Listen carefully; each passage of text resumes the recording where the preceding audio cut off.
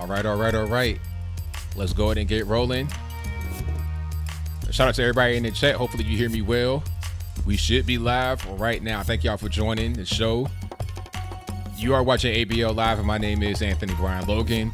I appreciate you all for being here. If you are a first-time viewer watching it live or on the restream, this is a call-in show. We'll be getting to the calls just a few moments here. Thank you all for joining. First of all, I definitely appreciate that. You could be anywhere in the world, but you're right here with me, and I thank you for that. We got quite a few topics on deck for tonight. Nancy Pelosi versus Donald Trump. Trump wants to go to a meeting about infrastructure. He's prepared to have the meeting. Everything is, scheduled to be going well. Then all of a sudden, here comes Pelosi talking about things that are totally irrelevant to the conversation. For what reason, I don't know. Talking about, you're trying to engage in a cover-up. A cover-up? What are you talking about? Are we going to have the strategy over the next, year and a half to be obstruction, no matter what? And the thing about it is, it's useless because we'll get to that in a moment. We got a lot of topics on deck. Huawei, Robert Smith, so many things going on, but I thank y'all for joining tonight's episode of ABL Live, and that is my cue to go ahead and get rocking and rolling. I appreciate y'all. You could be anywhere in the world, but you're right here with me. Let's get back to this whole Nancy Pelosi thing, because this is really kind of getting on my nerves. It's been like that for a while. I get tired of watching the news because it's like, all right, I understand the whole thing about, you want to you want to try to just, you know what? I take that back. I don't understand. I know why she's doing it, but I don't understand. The reason why Nancy Pelosi and others will keep trying to, attack Trump is because they're impeaching him without impeaching him. You see, a lot of people think that impeachment means removing a person from office. All that it means is you're being investigated to see if they're going to remove you from office. If, maybe, just like Bill Clinton. Bill Clinton got impeached. He went through the impeachment process, but he was not removed from office. So rather than just having the cojones, the testones to say, we're going to impeach Trump, and because they got the vote, rather than saying that, they're going to just do all these investigations, these little confrontations. They're trying to, try him in the media, going on TV, talking about he's engaging in a cover-up. That right there is impeachment, but by a different name.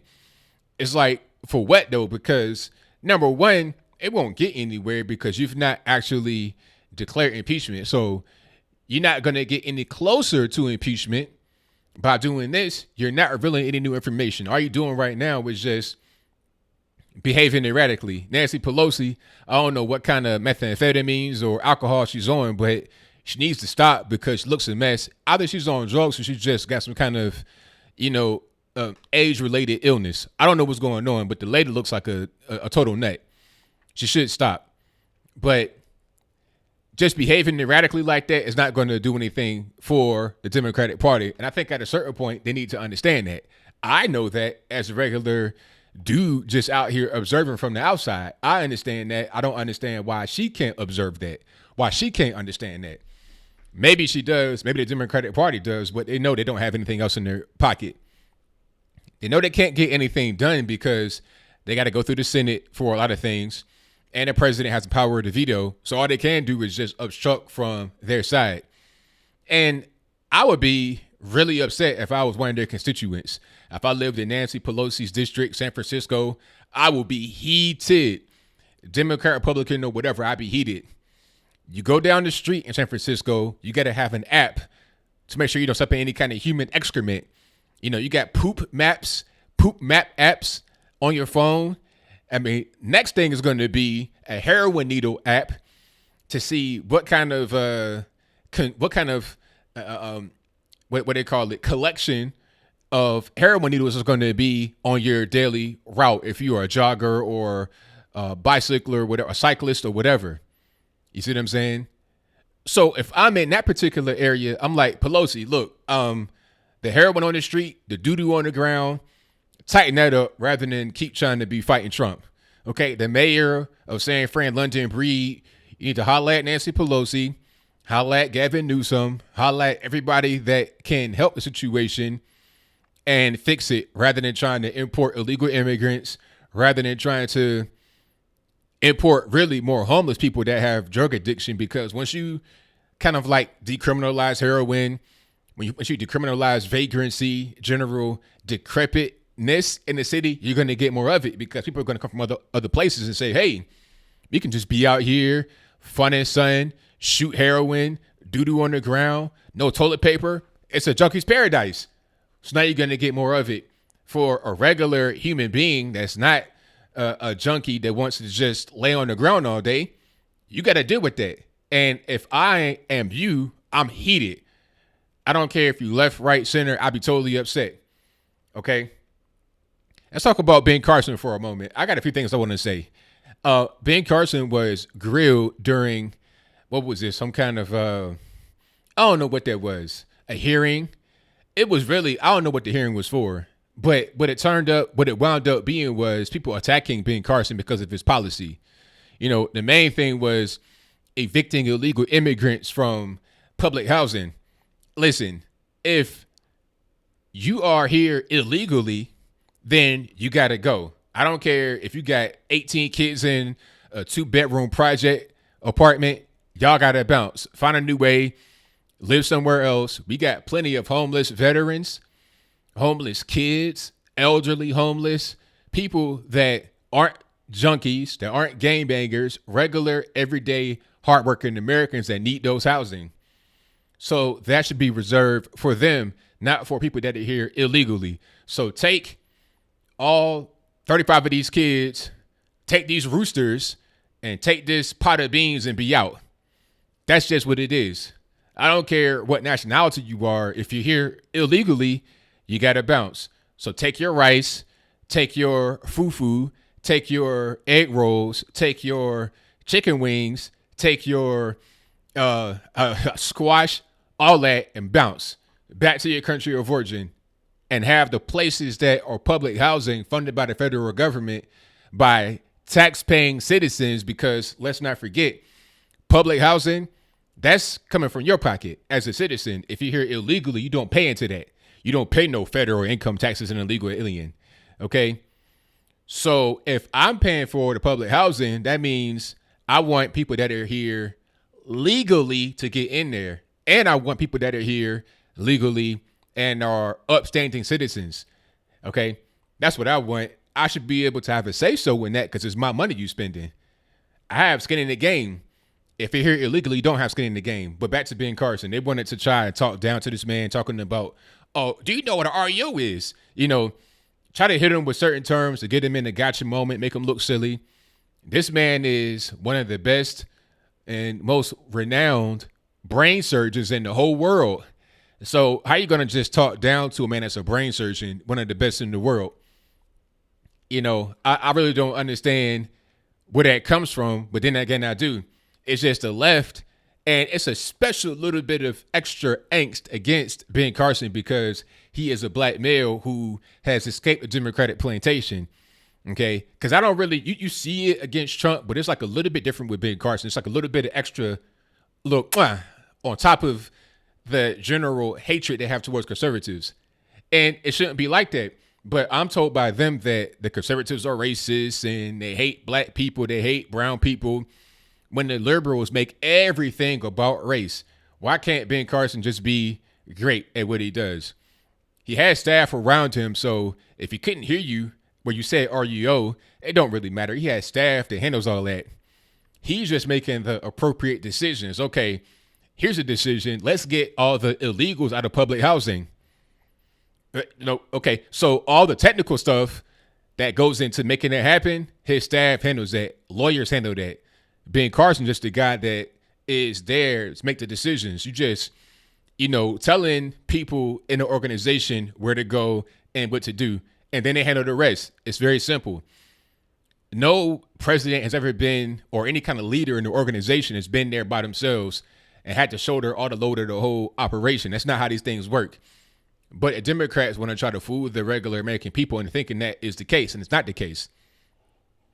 So yeah, all the illegals, it's how we're talking about. It's inhumane because they, you kick your kids out. Look, you got a grace period to move out. He's not saying, all right, when you come home tomorrow, you're going to have your couch be thrown down the stairs and, all your belongings out on the porch just strewn about.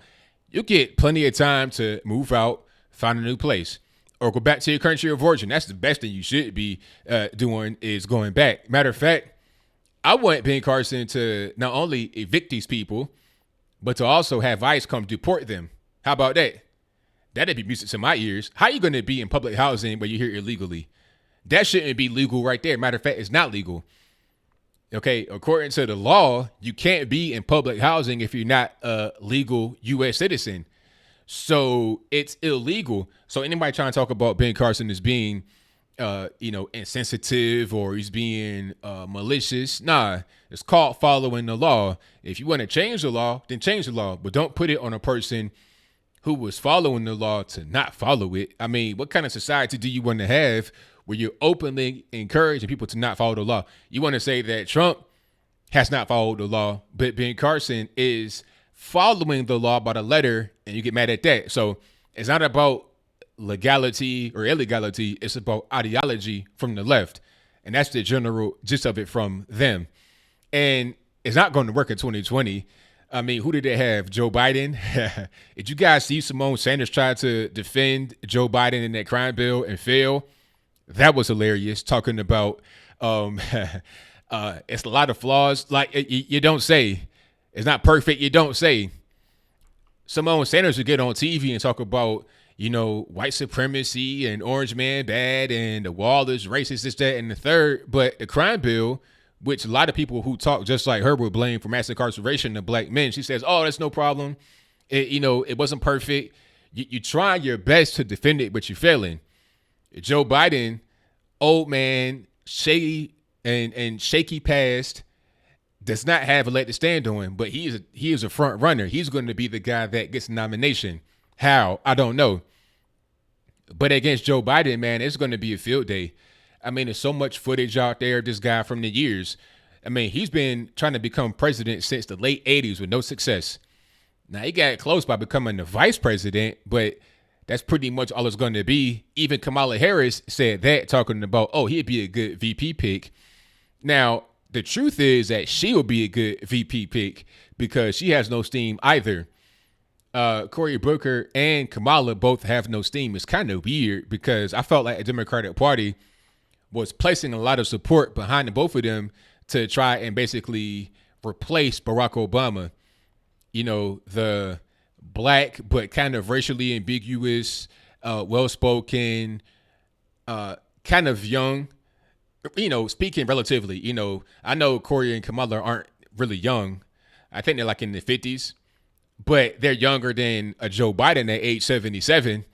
I mean, you're talking about dad versus great-granddad, or dad versus granddad, basically. So I'm not really sure what happened with them. The steam ain't really there anymore. The steam is more on Joe Biden, Bernie Sanders, Pete Buttigieg, whatever his name is, you know what I'm talking about. And not so much on Robert Francis, a.k.a. Beto. This man had a haircut on live stream and a massage with some kind of machine. It's like, hey, first of all, I'm not letting no man put a massager on me. I'm sorry. It is what it is. Now, I know that it was not like real intimate, but it's still kind of weird, to be live streaming that, talking about, look at this man massage me. That's just me. It just seemed kind of weird, but I digress. He has kind of like he's pretty much done. He's too busy apologizing for being a white male, Beto that is. And you're going to see the same thing eventually from Joe Biden and also Bernie Sanders, even though he's Jewish. And Pete Buttigieg, or whatever his name is, would kind of be in that same category if he were not gay. See, he has that whole gay thing to work in his favor. You want to cover a Time magazine with your husband. If it wasn't for that, he would have the same, white man bad type thing levied against him. But he has no real juice. He's too young. and the establishment is too well set in place for him to even have any kind of room to breathe. So it's really going to be Joe Biden and or Bernie Sanders. That's right. I said T. Ishe. Okay, I pronounced it right. Beto O'Rourke. Or Beta. Shout out to Beta O'Rourke. Beta the dork, 100%. So it's going to be interesting to see how this whole thing plays out. But personally, I think that Trump's pretty much going to just sweep it. I mean, it's really not much of a chance. I'm not going to be so confident to where I say, let your guard down, because there will be some shenanigans going on. They don't want to have voter ID for what reason? You know, why is voter ID a bad thing? Because they know they can get some fraud going on if they have to. Some last minute little things popping. You know, they might get a list of people that have died since the last election in a state where there's no voter ID and say, hey, Mr. Johnson, go vote as Khalid Akbar. You know, they don't need no ID. Just go up there looking like Howdy Doody with a ginger toupee on, talking about my name is Khalid Akbar, and vote that way. And try to do that much as you can. Tell your neighbors to do the same thing. People say that it might be kind of far-fetched. I got on the tinfoil hat, but it has happened before. This ain't nothing that's really that new. It's kind of an obvious thing. If you don't have voter ID, it's easy to commit fraud. And these same folks talk about voter ID as racist will also say that the Russians somehow interfered with the election. They tried to hack the voting machines and change votes, all this, that, and the third. So if you think foreign power can be halfway around, all the way around the world, totally on the other side of the world, and hack voting machines here in the States to change the outcome of an election, why would you not think that somebody could just be here domestically, an illegal coming from Russia, going to a voting poll and vote as someone else when there's no need to show ID? Wouldn't it be easier to vote as somebody else than to hack an entire voting machine from a different country and not get caught? Come on, man. Like, at a certain point, we got to use our brains. It's just a logical thing to think. So my whole point behind that is, don't let your guard down. Go out there and get into that voting booth, because they will try to play dirty. It is what it is. Now, I want to see if, you still got people like AOC talking about they want to become the mayor. Well, to be fair, it wasn't AOC that said she wanted to be mayor. It was this newspaper in New York called the New York Sun talking about AOC could be the mayor of New York. That's absurd. First of all, she's not accomplished anything ever. She's a freshman congressman, whatever you want to call it. Okay, she's only been in there for a little bit of time, like 6 months, maybe max. So what can you do in that period of time? She's not done anything except for destroy thousands of jobs and millions of, if not billions of dollars from the Amazon deal. It wasn't just her, but I think she was one that spearheaded the whole situation. Amazon, they pretty much said, okay, we're going to go to Long Island City. They were getting everything prepared. They were clearing out vacants and making it happen. And last minute, oh, no, we don't want to do that, because it's an unsafe, it's not unsafe, it's a unfriendly environment to work in. Okay, so that's an accomplishment right there, getting rid of jobs. She'd be worse than de Blasio, in my opinion.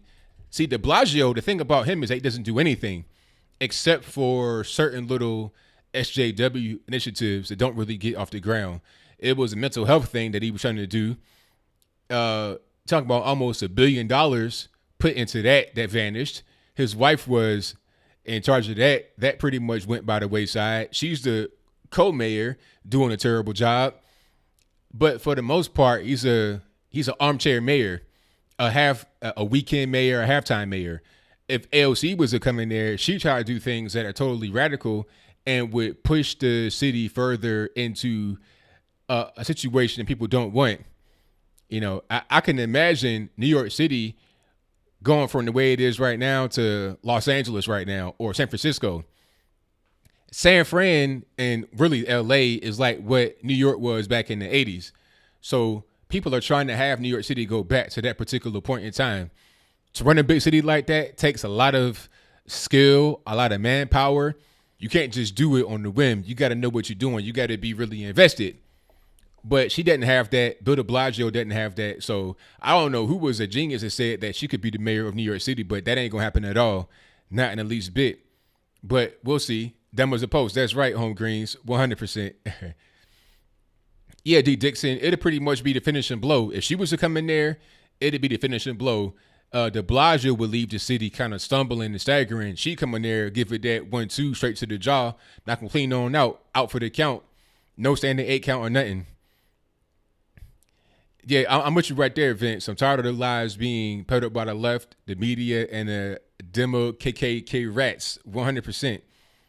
Absolutely. And shout out to everybody in the building. Thank you all for joining. We'll get to the calls in a few minutes. If you are just now joining the stream, please give me a thumbs up. That'll help me out tremendously. Also, please share the video if you can do that as well. And if you are not subscribed, please do so. There is a red button beneath me that says subscribe. If that button is red, make it gray. And there's a little bell beside it. Click on that bell as well to get notified whenever I go live or post a new video. I'd appreciate that if you did it, because all that is free. And if you want to support financially, there's a little $ right by your name. There's also PayPal, Patreon links in the box, all that good stuff. And yeah, Trump Jr. could become the mayor. I've seen that been floating around. Now, that would be good, but I just fear that New York is too liberal to I think New York is too liberal to have that happen. You know, it just wouldn't really work out the way that it should. But hopefully, New York can kind of like reverse course away from a de Blasio type and get into a conservative person to lead the city, because we all know what Giuliani did for the city, dramatic improvement. So if we can go back to a Giuliani type of time, you may see a better city. You know, it's kind of weird. I don't know how. I think New Yorkers might even vote for Trump Jr. if they thought it'd make the city better. You know, I think that might happen because some people just don't even, people just want to see the city get better. It's not even about anything, you know, the political stuff. It's just weird. But shout out to all our super chatters. Let me see. Shout out to Kevin Duggan, who says Florida Senate passed hate speech laws. Now, I've not seen that. I got to look into that if they pass any kind of hate speech laws. But my question would be, what is hate speech? If I call a dude that looks like a lady, if I call him sir, is that hate speech? I'm not really sure. Shout out to Cody Shiden for your donation. Thank you to G. Carjalo, who says, with all that's going on, why would we be anywhere else? Well, hey, I'm glad you're right here. 100%. Tsunami says, as you know, Kamala in Finnish means horrible. Seems fitting. Get President Trump on the phone. We have a new nickname, Horrible Harris. Hilarious. That, I think, would be a great nickname. So shout out to you for your donation. Definitely appreciate you. Thank you to Patty Kistner, who says, I'm confused, ABL. What is the president supposed to be covering up? That's what I want to know. It was kind of an open-ended accusation talking about he's engaging in the cover-up. Like, that just makes it to where whoever's listening to that would interpret that however kind of way they want to interpret it. That's probably the actual objective, is to have the question or the statement be open-ended like that. So whatever you think in your mind, that's what it's going to be. Just a way to try and pander to those that want to think Trump is a bad guy. But thank you for your donation. And thank you to Truth Seeker for the donation. I definitely appreciate you, boss. And I appreciate all of you for being here. Again, like the video. I'd appreciate it. Have I heard about Georgia Tech coach who was falsely accused of rape by a woman and the woman was proven to be a liar? Only got a light sentence. I've not heard about that. I need to look more into it to see what's really going on, to see all the if ands, to see everything with it. You know, if the guy got locked up or something, then she got a light sentence. That'd be terrible. Because if you got locked up even for a short period of time as a person that was charged with rape, that can be very dangerous because the inmates ain't going to like the sex offenders at all. So, yeah, I need to look more into that to see what's going on. Let me see. I'm reading some of these just regular chats here. Let me see. Oh, yeah. I saw that Pamela, Washington State governor, signs bill on human composition. Now, what exactly is that? You're talking about humans being used as compost, like in mulch? Like, what does that actually mean? I mean, it looks crazy, but I want to know what is that really? Are they talking about fertilizing grass with human beings? I mean, my question would be why? What is a purpose? It's unnecessary to do that. Is there not enough material to fuel compost? There's plenty of trash and waste and other things here in America. So why do you got to use human beings? It seems like it's pretty disgusting. Oh, so that's what it is to fertilize.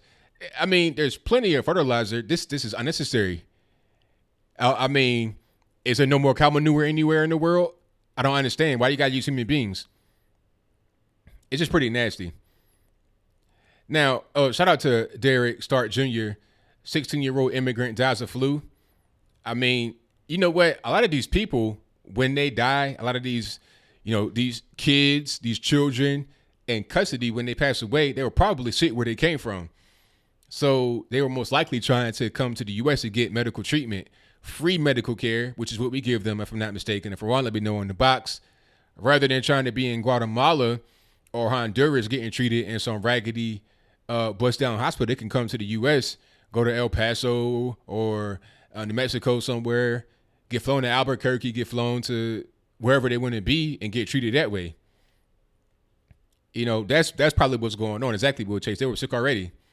People are coming here with all kind of diseases. I was seeing in the news that you had doctors riding along with some of these caravans trying to give them inoculation shots and other kind of treatment. So they were sick already. And my whole thing is, why would you want to have a caravan of sick people come to this country? The Democrats that want this kind of thing don't have to actually live around them. Okay, Chagas, all kind of other diseases coming in, people that, don't have any kind of immunization, people that don't have anything. And a lot of these pro-vaxxers would be the main ones saying, well, not all, but some of the pro-vaxxers that are liberal will say, come one, come all. Meanwhile, they don't have no vaccinations. They coming over here with crazy HIV, all that, hepatitis, whatever you want. And they come into your restaurant and serve you food. Where I live at, there was a hep A, if I'm not mistaken. It was hepatitis outbreak out close to where I live. But I live in Tennessee. This is in Georgia, like North Georgia. Well, it wasn't an outbreak. Here's what happened. An employee had hepatitis and exposed some customers and other employees to the disease. Okay. In a restaurant, like a fast food joint. Now, how dangerous is that? And who was this employee? Did they come to the country illegally or legally? I would think if you came here legally, there would be a medical screening maybe just to see what's going on. You could have some kind of crazy disease and nobody knows. You come into the country, you patient zero. You could be like 28 days later or something. Who wants to have that in their country? I know I don't. How about y'all? Oh, Ebola? Yes, that's right, Mr. Will. There was an Ebola case south of the border. Ebola. I'm like, Doc, remember when that person came that was a doctor who was in Africa treating Ebola? They came back on a plane. It was this whole big manhunt. Like this dude went bowling, all kind of crazy stuff after being in direct contact with Ebola. Now, luckily, he didn't spread the disease over here, but good grief, man. It was a real problem to find this guy when he had it. Now, you got illegals coming over here from who knows where, all over the world with Ebola. Outrageous. But how was that, how was that really a thing? Yeah, you know what? The whole thing about Planned Parenthood is to try and reduce black population. That's for sure. I've seen people say that. Too many poor people, too many people in general, too many humans in general that can't take care of themselves. They'll say it, but they will try to actually, just kind of tiptoe around it. But they'll say it for sure. Oh, the measles, that's the least of the concerns. The measles, it's all kind of other diseases. When the city says medical screening, okay. So shout out to my man, when the city, he says medical screening is mandatory, 100%. So if they come over here illegally, ain't no medical screen. You don't know what they got. They could be coming over here with drugs, disease, human trafficking, all that. And we just allow it to come through. People are crazy. They say, oh, we should have a border, a wall on the northern border as well. Well, Canada, it's harder to have people that come from other countries that are dangerous come here illegally through Canada because you got to fly to Canada. You can't just walk across a border of Canada to get to Canada, then come to the U.S. because there is no other border. Canada only borders the U.S. But Mexico has plenty of other borders. It's easy to get into. And you got the whole South America. It's a porous country versus Canada where it's more tight. It's more like the United States. Worrying about an illegal coming to the U.S. from Canada is like worrying about an illegal coming to the United States directly on a plane. It just ain't gonna happen like that. People come illegally. Well, people come to the U.S. in a plane and overstay their visa. But in order to come to the U.S., you got to have a visa. You can't just come to Canada with no visa or nothing like that. If you come into Canada, they know who you are. But Mexico, you could pretty much, it's more open. You know, that's pretty much what it is. Okay. Now, you know, they don't want to talk about Margaret Sanger. They don't want to talk about that. You know, when you approach a liberal that's pro-abortion and you ask them about a baby, when is a baby a baby? When does life begin? They'll go all around the world, won't answer the question. A simple question: when does life begin? At what point? And then if they answer a certain number of weeks, they say 20 weeks. I'm like, all right, well, so you're telling me a baby is a baby at 20 weeks, but not 19 weeks, 6 days? Why? What's the difference? At what point does the human being switch flip on? How does it flip on? Is it arbitrary? Is it random? Some babies develop faster than others. So how do you determine at what point a baby is a baby? When is it a human being with rights? You know, it's a viability. All right, man, but a baby can be born. Can it take care of itself? How viable is it? It still must be totally dependent upon the mother for more time. So a baby that's born, is that not a baby? When, like, at what point do we say a baby is a baby? When it's born? So if a baby is 9 months full term gestation, it's not a baby until it's born. So on the night before the birth is what do you have there? What are we talking about? It's a silly argument. And then they say, you know, it's a woman's right. Like, you got two humans here. So they both have the right to life. That's why the Alabama bill says the only time you can have abortion is if the life of the mother is in jeopardy. That's the only time. Aside from that, no. That ain't, you can't just kill a human being because you want to. Because it's, you know, it's convenient for you. People want to talk about rape, incest, life of the mother. That's less than 1% of all abortion reasons. Less than 1%. So, I mean, what are we really talking about here? Yeah, a clump of cells. Yeah, my thing is, if it's not a baby, it's a clump of cells, then what are you aborting? What are you doing actually in that procedure? If it's not a baby, what are you actually doing? You say you don't want a baby, so you have an abortion. So what are you doing when you have an abortion if it's not a baby? It don't make no sense. Steve Bannon. I don't know a lot about Steve Bannon, actually. Really what I know about Bannon is from what he was doing on Breitbart. And I don't know what he actually did. All I know about Breitbart is that I read Breitbart a lot. I like it. And he's not there anymore, so I don't really have a way to really judge him. I saw him talk about something. Oh, he was talking about Huawei, talking about it is a PLA. That's the Chinese military. But, I mean, that's a whole different story right there. We can talk about that later maybe. Let's go ahead and get to the calls in just a moment. Let me see. Yeah, gotta be responsible 100%. Ain't no question. All right. Oh, one thing I gotta say before we get to the calls. If there is to be abortion, then why is there no way for a male to get out of the responsibility of having the baby? You know, why is that not the case? So the woman can decide, okay, I don't want the baby, or I do, or I want to have an adoption. But the father says, well, like the father is pretty much at the mercy of the woman in that particular case. So it's just kind of a weird thing that we have here in America where we don't value life. if the life is valued, then things change, everything changes. It's just weird. And then on top of that, the father might want to have the baby, but the mother's not allowing it. It's just weird. Because the mother could have the baby and then give up her rights and let the father and somebody else raise it. Let the father raise the baby if you don't want to have it. Yeah, they say that a baby is it's not a baby, it's a fetus.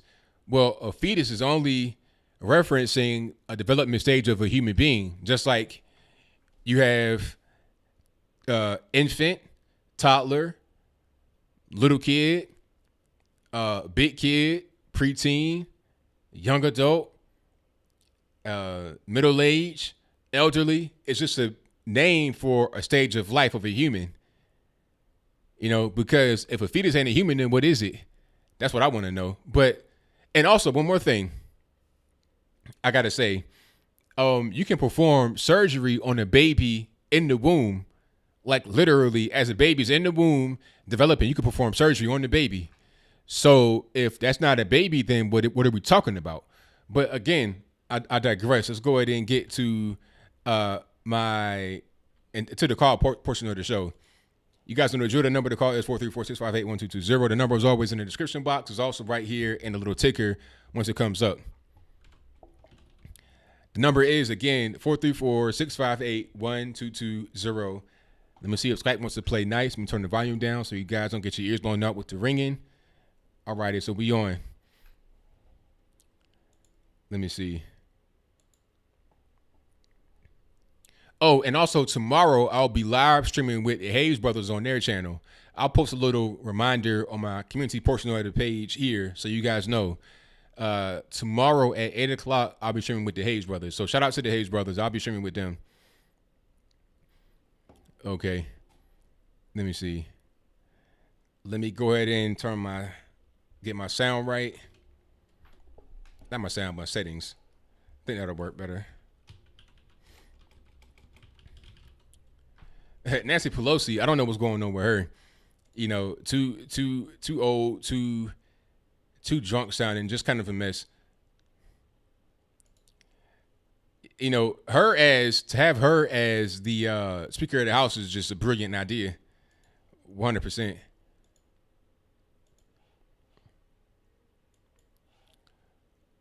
All righty, 828 on the line. I'm speaking to. Hi there, this is Jane. All righty, what's going on? Not much. I was just going to make a couple comments about what you were just saying about the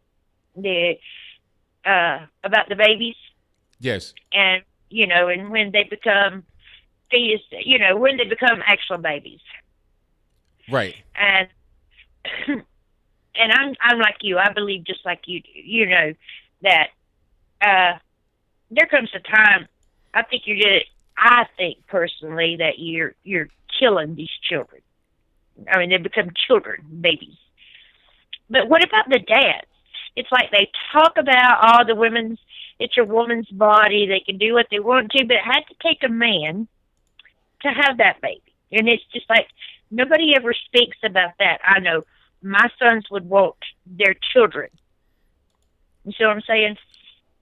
Oh, 100%, absolutely. Yeah, so I think that there should come in some kind of package that maybe they should have the consent from the dad, because if the women don't want the child, maybe the father does. They're not even giving them any kind of chance for that. And I watched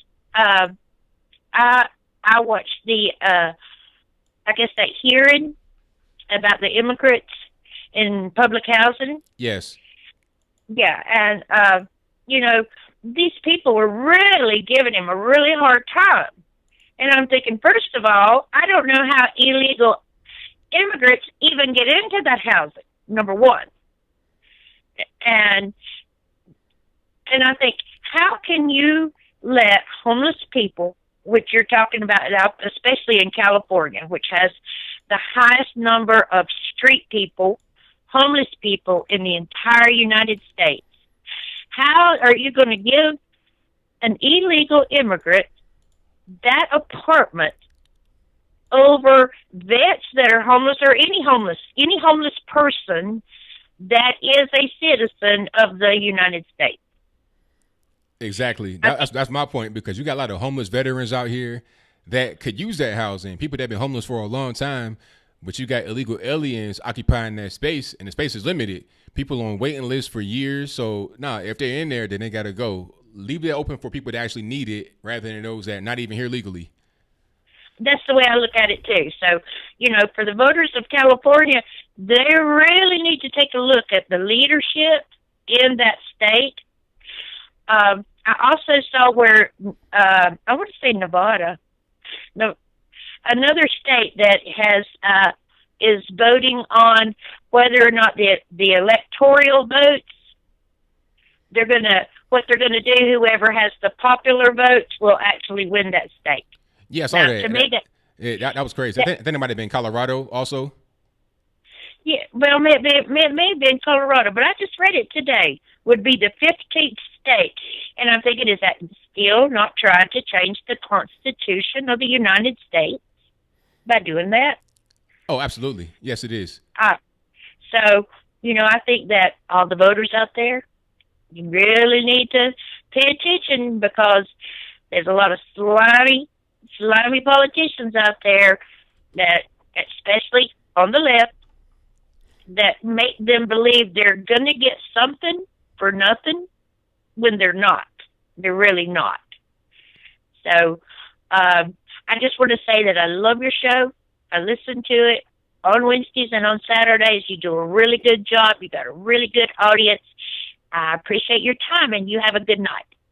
All right, thank you for the call. Definitely appreciate you. Thank you. Bye. All right, great call to kick it off. I really appreciate that. Shout out to the caller. Thank you. Now, I want to show you guys something right quick. Oh, did you guys see about Stormy Daniels getting robbed by Michael Avenatti? Talking about he stole like $300,000 from her. Like $300,000 he stole. I'll show that to you in a moment. Let me get to my next call. All righty, let's go. 304, you on the line. Who am I speaking to? Yeah, what's up? It's Cubit. All righty, what's I'm happening? looking for your link. What's happening, man? Basically what the situation is somebody jumped in Destiny's chat and was like, everybody call this guy. You're the guy. Yes, I am. All right, what's up, man? Yeah, I'd like to discuss some of the points you made. I mean, I probably won't be. I'm also a conservative. I tend to disagree with you on a lot of things. So what I'd like to know is generally the way you ended up debating, and also, is this an okay topic to discuss? Is there a certain topic are we going to be following or no? Well, I'll let you know if it's out of bounds, but go ahead. Okay, sure. So you just you used a lot of anecdotal points and everything to describe what you were trying to advocate and everything. I mean, do you want to comment and you can comment anytime and jump in, but I don't think you made very good arguments toward that. Let me see if I can remember a couple of them. This is very sudden. I didn't expect this. You were saying, it's okay, for instance, your grandmother would get things from the KKK. Is that what I said? On Christmas. Oh, wait. Hold on. See, I told you it's out of bounds. I'm gonna let you know. Is that what I said? Is that exactly what I said? What did I say exactly? Probably not exactly. No. Okay, so since you don't know what I said, I'm gonna tell you. I said that the Klan. Wait. I said that the Klan will bring toys. Wait, can I talk? Can I talk? All right.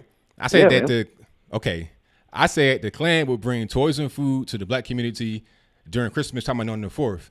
I didn't say anything about my grandma going and getting toys. I didn't say nothing like that. I said they'll bring it to the black community. And that is verified. It's documented. You can look it up. So gotcha. It's a fact. It happened.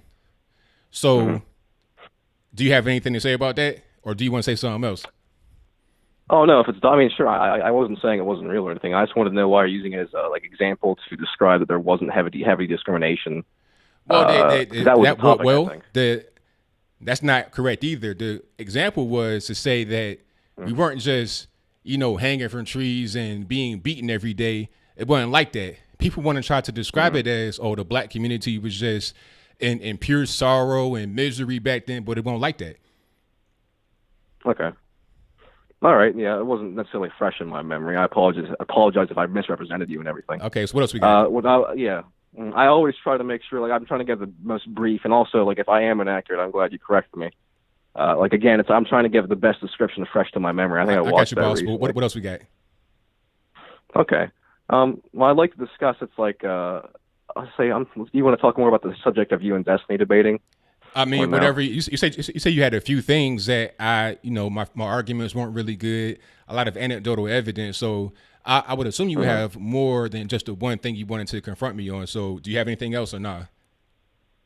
No, I'll leave it at that. Actually. So that was pretty much it. Why you ain't just say, okay, I want to ask about this specific thing, rather than saying, oh, there was a few points you had in your argument you didn't. Yeah, you see what I'm saying? Why not just be honest from the beginning? So you want to talk to me about that? Well, I mean, like I did though. It's like again, it's like I don't want you to like because you sound like I feel like if I bring up another thing, you might jump on me. No. Look. I want you to bring up some more stuff. If you don't have anything, I understand, because then I would know that okay, you were just trying to come up with that one thing and get you in the gotcha. But if not, then what else you got? I don't want to get you in the gotcha. I'm also a conservative, man. We're on the same side. All right, so I think that there were certain arguments I didn't like of yours. Oh, okay. That's what I wanted to hear. So what were those arguments? Okay, that was one of the arguments. Is how you're representing your side of the discussion against him. It's like you. I feel all right, like that. But what? Okay, well. we got it. But what else? I think you had an economic discussion again, didn't you? I can't remember the exact context. I think, yeah. Oh, about redlining. Want to talk about redlining? Mm-hmm. Yeah, redlining. I think it was.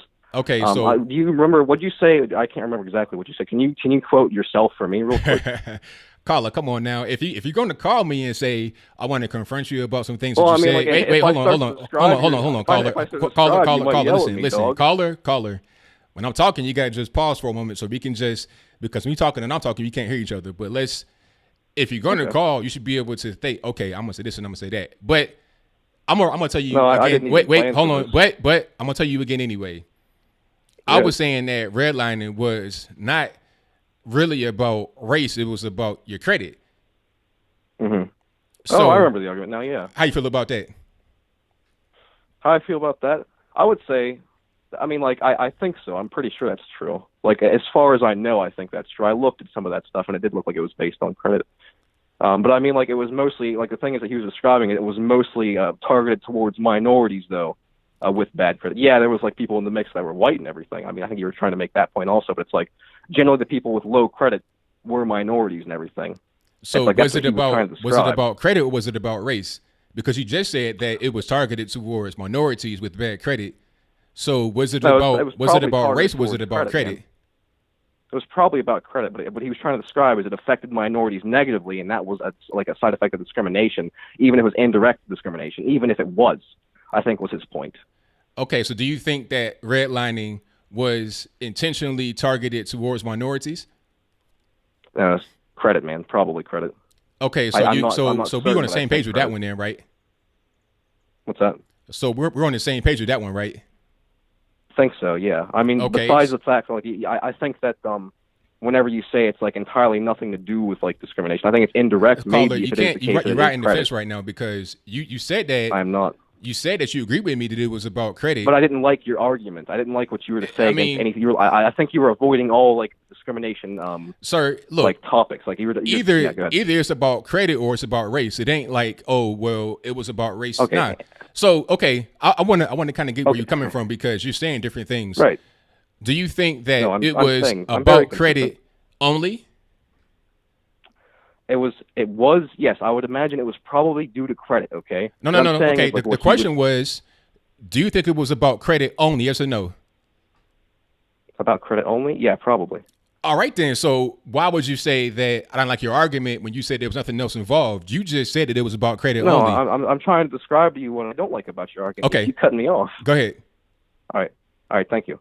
I'm saying is like I'm pretty sure you're avoiding all sort of responsibility for redlining that hurt minorities in that way. Even if, like, let's say for instance, if I'm trying to shoot a robber but I miss and my bullet goes to the wall and hits the neighbor's like baby or something. Okay, for instance, it's like, did the baby's neighbor get hurt even though I shot the neighbor or shot a robber and went through the robber and hit the baby? Okay. Did the baby get hurt and everything even though the robber was killed? It's totally irrelevant who is the people. It doesn't matter if it was so-called minorities that were hurt the most. That doesn't matter. The point is that it wasn't about trying to target minorities. You know, but and I would challenge you on that. I don't think it was targeted. Huh? I don't think it was targeted. What I'm trying to describe is that I understand it still hurt them, and that's what he was trying to describe. It still was indirect discrimination. My point was, it doesn't matter if it was targeted or not. It doesn't matter if Why not? hold on. It doesn't matter if the redlining. Yeah, good. It doesn't matter if the redlining hurt minorities more than others because it was not targeted towards minorities. So it's irrelevant. It doesn't matter. The only way that it can matter is if it was targeted towards minorities. That's the only thing that matters. So my argument was on point. And furthermore, there were black banks during that particular point in time, many more than what there are now. You had community lending. You had different ways around that. So, I mean, there was more people in the black community with businesses and more cash going around back then than there is now. So it don't make no sense. Like, at the end of the day, redlining was about credit, not about race, and that's all that really matters. But what else you got? Okay. All right. Real quick, what's your stream called and what's your name on Twitch or whatever? Where can I find your stream? Oh, well, you're on I'm on YouTube. So just go to my you're on YouTube? Yeah, go to my YouTube page. Yeah. Just find if you search on YouTube the 3 letters ABL, I come right on up, and that's how you can find me. ABL? All right, man. Thanks for talking to me and everything. I appreciate you clarifying those things. Again, it's like sorry for asking your name and everything. I probably should have like researched who at least words. Just my dude jumped in and he's like, call this number. I was like, all right, dude. All right, I'll catch you later, brother. All right, now take care. You too. That dude was lying. He knew exactly what he wanted to do when he came in. Like, don't do that. Like, just be upfront. Say what you want to say. Listen, if redlining was targeted towards minorities, then it would be a problem. But if it wasn't, then it doesn't matter who gets hurt the most. It's irrelevant. And it's not even about being hurt, because if you don't have good credit, why would you get a loan? It's simple. You know, it is what it is. Let me get to my next call. All right, call it 6175. You're on the line. ABL. This is Al. All right, Al, what's going on? Hey, man. Did you see AOC's video of she doesn't know what a garbage disposal is? Yeah, I saw that. Yeah. Anyway, so I wanted to just talk about this whole issue we have with censorship on the internet and what the government should do about it. Because this is what I think. Because I've always been very libertarian on everything, pretty much. Very libertarian. I'm against the government getting involved in stuff, but it seems to me, so if we look at something like YouTube or Google in general, but let's use YouTube as an example. When you look at the way, their business model and everything, it's a great model. And anyway, it seems like it should be like a utility of some kind, because they've become a monopoly. And so, I mean, what do you think? Do you think that it's basically a monopoly, that Google is a sort of a monopoly? No, it's not a monopoly, because there's other ways to do what Google does. It just happens that Google is the best. So people are generally going to pick Google to do certain things because it's the best. A lot of free programs, the apps, is just better than everybody else. And it's so far above everybody else because they got so much money. It's just hard to avoid them. So I wouldn't call that a monopoly. And it's kind of weird once you get into having the government be involved, because things may end up worse. Because yeah, I mean, it's just one of those weird things. I'm not really sure what can be done. I think one solution would be to have the government compete with the private companies, have some money invested into services that the government can provide.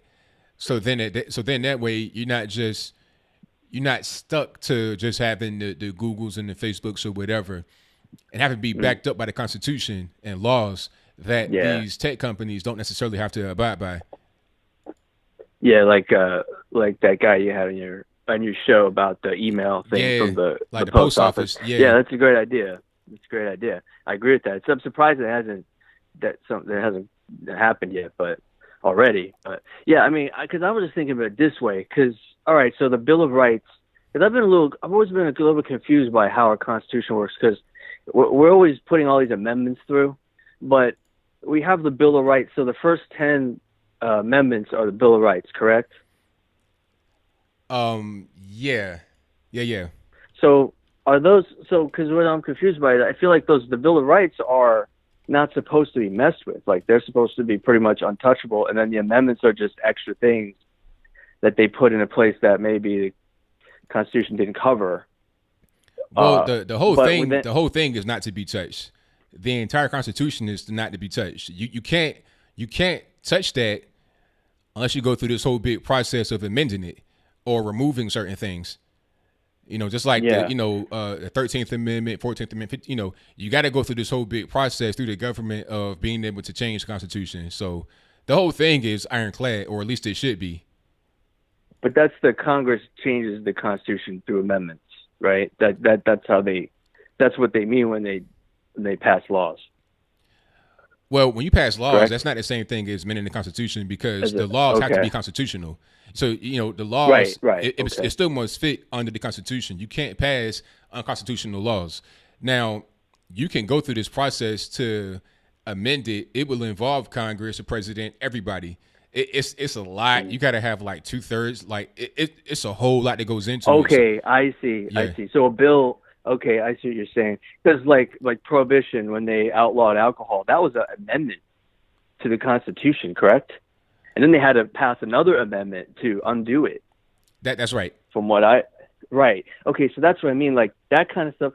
I don't know. Okay, so I feel like the first 10 amendments, though, like when it comes to these Google companies, I feel like, like what you're saying is true. They're not a monopoly, but it seems like when you look at them all as one, like if you look at Apple and Google and Facebook and all these people all these companies that are sort of censoring speech and infringing on the First Amendment, they're kind of able to do that because they're working as a group, almost like a cartel. And so it seems to me that if they become powerful enough, you're saying it's not a monopoly, and I agree, it's not really, but it seems like it's kind of a loophole. And I feel like maybe the way we could look at it is when these companies become powerful enough, because like a monopoly is sort of similar to like what government is. They have complete control over something. So it's the same sort of creature. Monopoly would be the same sort of creature as what the government does. So I would feel like a monopoly should be, or something like a cartel that has formed, if they want to do business in America, that they should be subject to those amendments, the Bill of Rights. Like it's kind of a weird thing because you got private companies. It's just once you kind of break that whole once you break through that barrier of private company and government intervention, then it's like, all right, what's next? Because it ain't just going to be Google or Facebook or Twitter or Apple or anything like that gets intruded. It's going to be other companies that you might not even know. And then what happens when in the future you have a different kind of government that's around that may do a thing that you don't like with these particular companies? So it just kind of gets weird once you go down that road. I think the best solution to these issues is competition, and to have as much competition as possible. That's how because if people are complaining, they're saying, I don't like the way Google is doing this and doing that, a competitor should be able to arise. I think the government should also be able to compete, but I don't like the government interfering, because effectively, in my mind, if the government comes in and is regulating these companies, they're kind of like getting in bed with them, which makes a stronger monopoly, because the government's also going to back them. It's just a weird thing once you really go down into it as far as any kind of government intervention. Yeah, it's definitely. I was just thinking of the idea, like, because government is a monopoly on force, basically, and so like monopolies, maybe if a company becomes a monopoly, it should be subject to the same sort of rules that the government is subject to in terms of our rights. But that was just one of my thought that I had. And there's one more thing I want to say about New York City. Yeah. I just moved from there. I moved to Florida, and the thing about New York City is, it seems to me the only thing holding that city together is the giant police force that they have. They have this unbelievably. They put so much money into their police force. The police are everywhere, and they're not everywhere. They need more police than they do have. But but it's a lot because they have.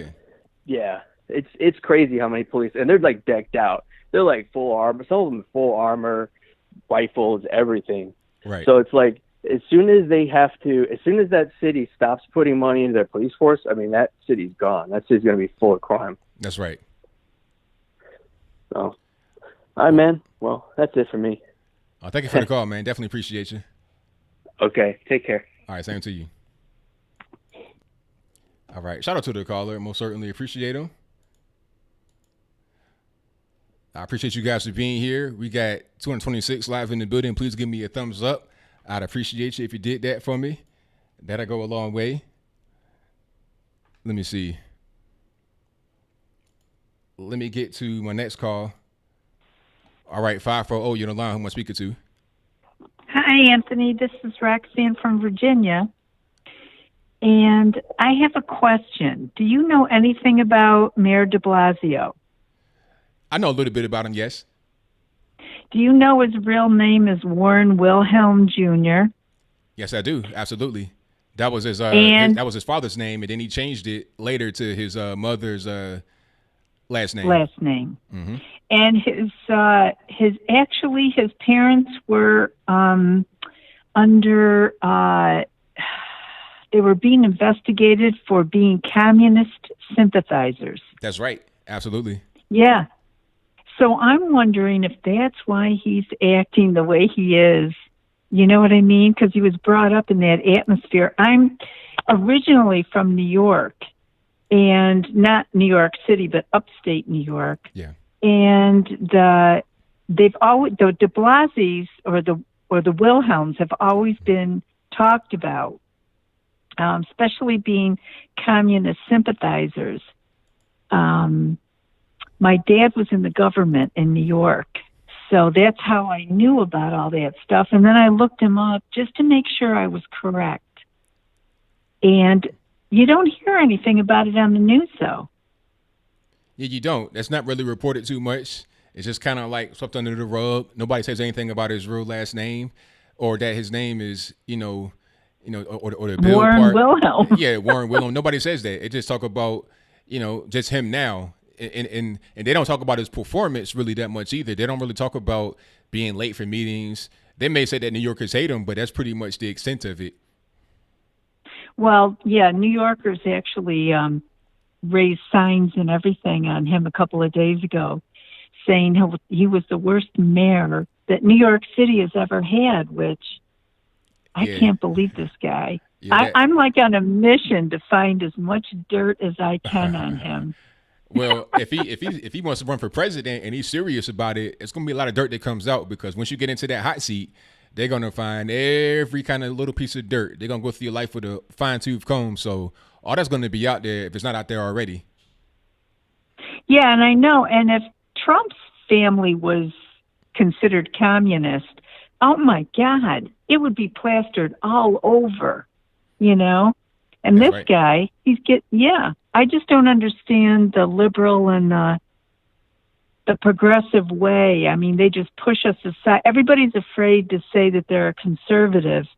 I'm not. I used to be a liberal Democrat, but I switched about 10 years ago because I saw where the party was going and I didn't like it. I was really disillusioned with what was going on. Now in Virginia, what's happened to our government. Oh man, yeah, I saw that little press conference today about Ralph Northam talking about. Yeah, they did an investigation to figure out who was in the Klan costume or the blackface in the yearbook picture, and they said it was inconclusive. It's like, come on, he already admitted that it was him, and then backtrack talking about, oh, that's not me. My friend said it wasn't me. It's like, come on, be for real. He knows, and we all think he was the blackface. We really do. I think so too. Yeah, I mean, you can tell. We sort of, got the photographs and looked at him really closely, and he's just such a phony. But it's like the whole government here, it's just terrible. I don't know what to, I'm actually thinking of moving from Virginia because I can't, it's just crazy. But, 3/4 of this state is conservative. Mm-hmm. They just don't get out and vote. I mean, we're all trying to get people to get to the polls, and we don't have to demonstrate and scream and yell and all that. Just go vote. That's right. You know, and I think with your platform is wonderful. And there's a lot of other platforms I listen to. If you just keep pushing the voting, you know, that it really makes a difference, because I know people listen to you, Anthony, and they respect you. So that's all I wanted to say. I just wanted to give you those little ideas that I had in my mind tonight. Well, I thank you for the call. I definitely appreciate you. Thank you, Anthony. Good luck. All Bye-bye. right, bye. All right. Shout out to the caller. Yeah, we do need to get out there and vote. Do not take the election for granted. Don't act like Trump's going to be in there automatically. You got to get out there and put your vote on the table 100%. Shout out to Nathan Shield, who says Nancy Pelosi said they're going to impeach Trump. If Trump goes down, we go down. Exactly. That's the thing. It's like, if you don't like Trump, that's fine, but it's about the country here. All right, call you on the line, 857. Yeah, it's this Ivan, man. All right, what's going on? You contradict yourself every 5 minutes. You like the president. Oh, is that right? What happened? What'd I say? Yeah. Well, you just was talking to a gentleman earlier that you don't want the government to. You don't like government intervention, right? You're against government intervention. You're against the government intervening on the private sector. Mm-hmm. When Amazon went to New York, and then they asked for those billions. When Amazon went to New York, I guess sit down with the Blasio and then the governor of New York saying, want to open our headquarters here in Long Island. And then LC came and is like, no, if we're not gonna give you subsidies for them to open their headquarters, right? Because she's like, no, why we should give them subsidy to a multi-billion-dollar company that don't need the subsidies. You were very critical. She's a socialist. She's blah, blah, blah, blah. She's this, she's that. But then at the same time, you're against the government intervene, but you in favor of this intervention. So which side are you on?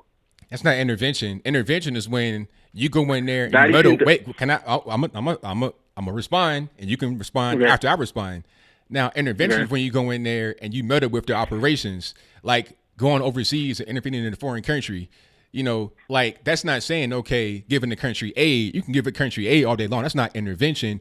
Intervention when you go over there and you attack people, you try to engage in regime change, you meddle with their operations. That's called intervention.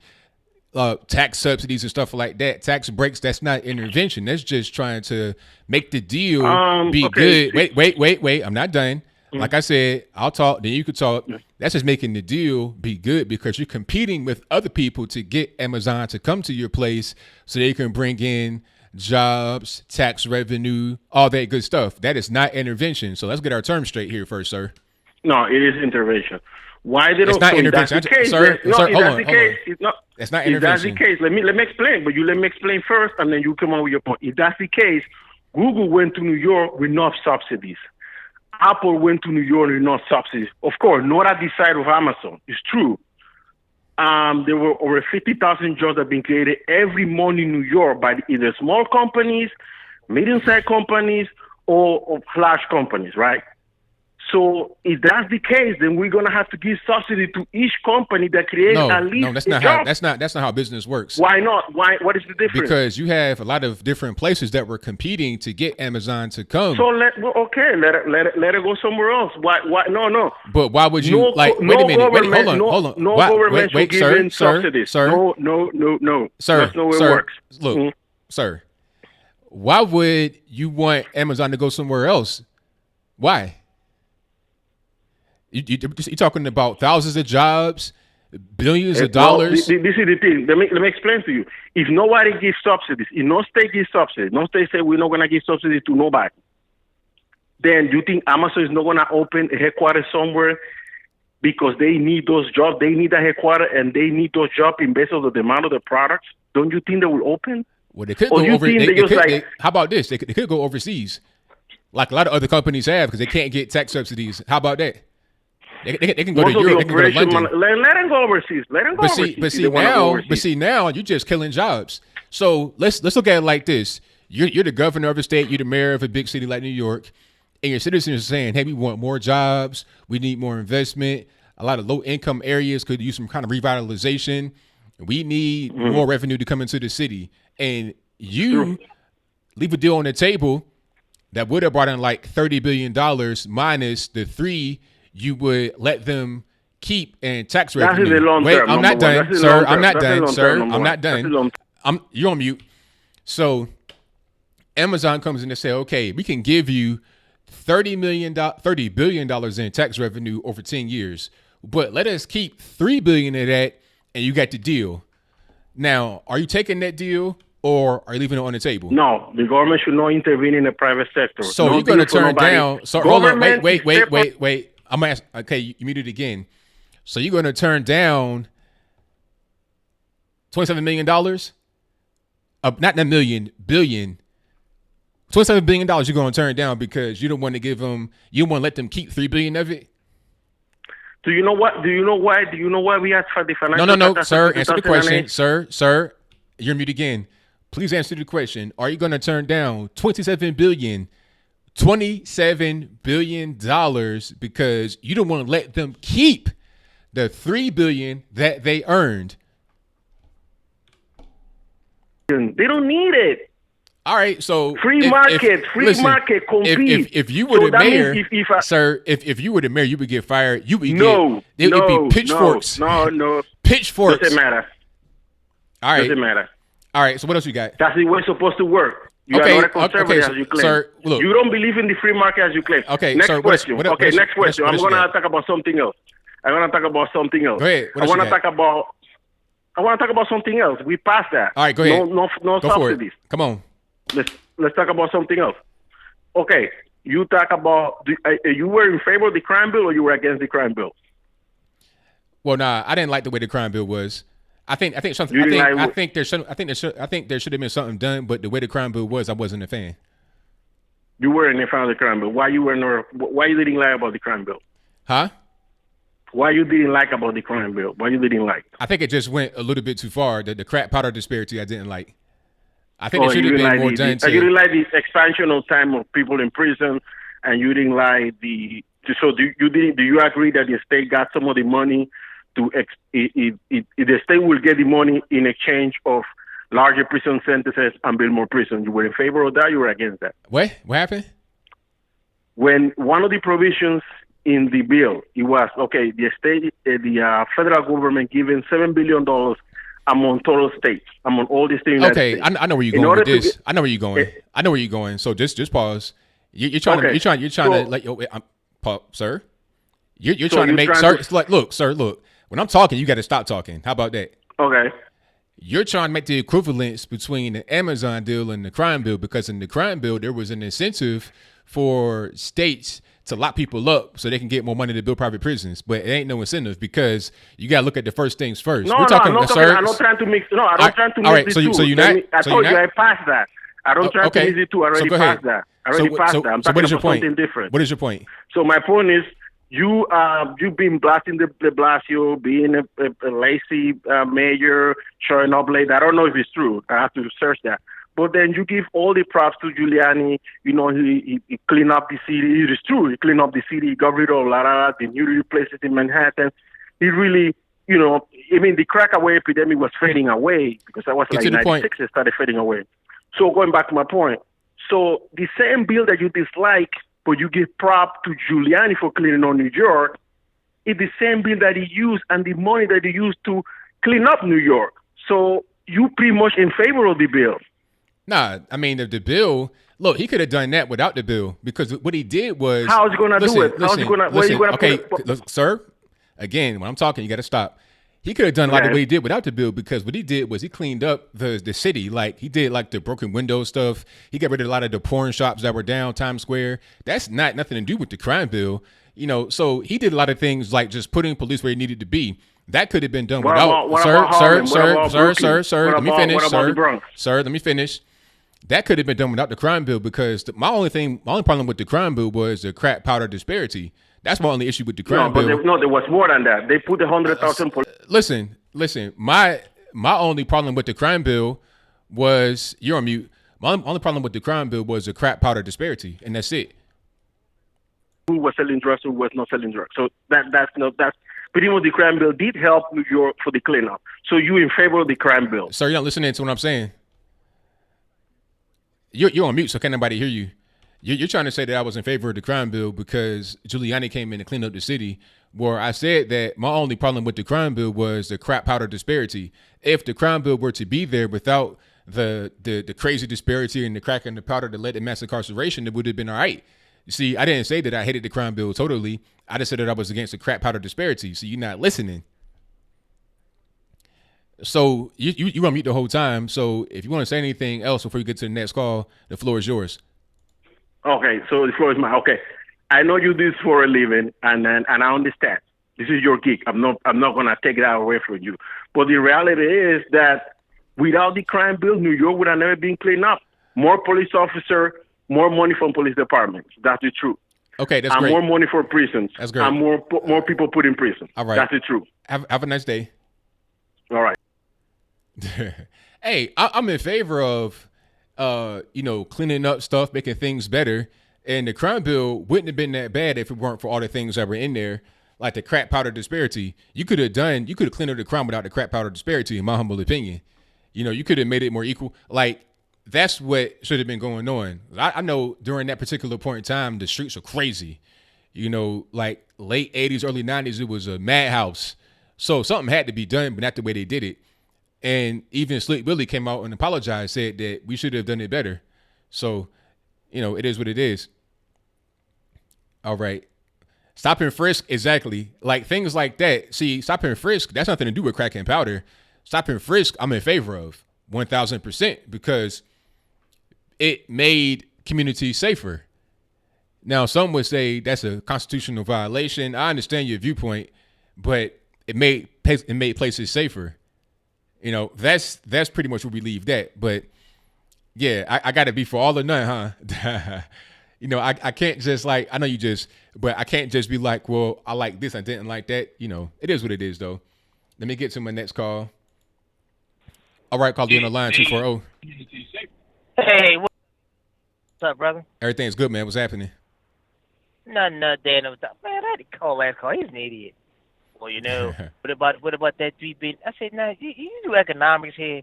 If I can lose $3 billion and make $27 billion, that am I wrong for saying he's an idiot? Is that just me? I shouldn't call him with names, but gee, that's an idiotic thing to say out of your mouth. Just prove a point. Yeah, it's dumb because you're not even giving that money away. You're just letting them keep it. I mean, that's crazy. It's like, okay, you can keep $3 billion of your own money, but give me the rest. Give me like $27 billion. Okay, cool, deal. I would do the same thing. If somebody came to me right now, look, hey, if I was the mayor, and look at Washington, D.C., and this is the most greediest city. DMV is the most greediest city in the world. Would you not agree? It's up there. It might be behind San Francisco and New York. Yeah. But we're I mean, to the sense that we don't turn down jobs. We don't turn down illegal aliens. It's like little Mexico in Virginia right now. And where I live at in Southern Maryland, it's getting worse. Like, half people you meet, they work at every burger joint while I work at, and they don't speak that much English. Right. What? And that just drives you crazy. And I mean, I didn't know you racist, nothing, but I mean, so I gotta wait 20 minutes to order a cheeseburger with jalapenos on it at Five Guys because you can't speak English.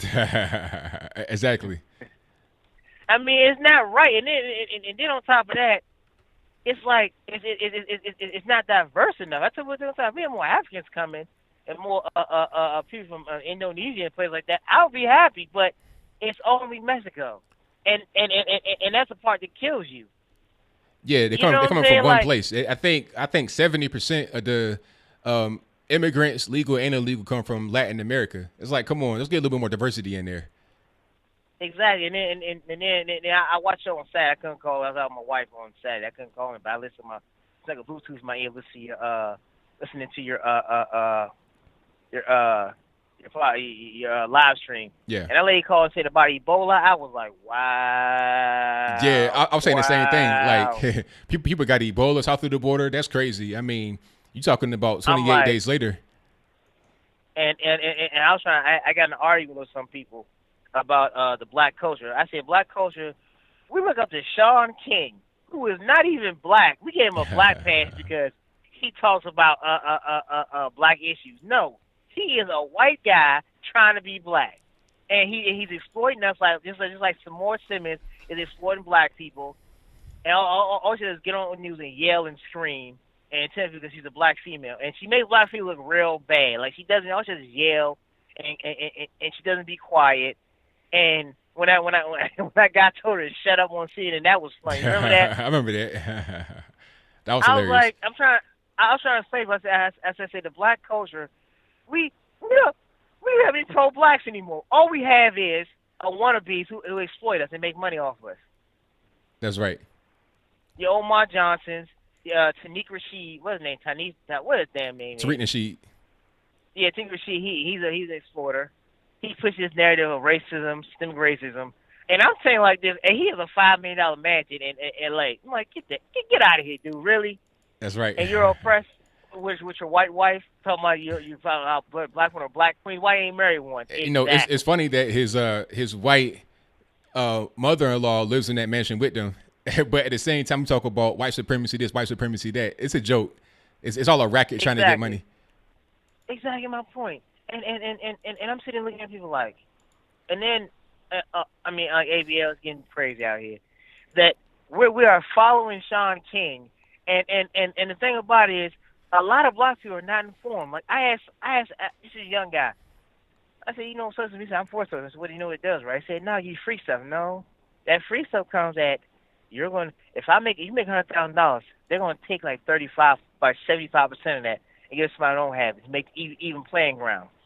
But even playing grounds are not good because it teaches you not to learn how to fail. Would you not agree? Yeah, because you got to have some adversity. You can't just be like have everything handed to you in life.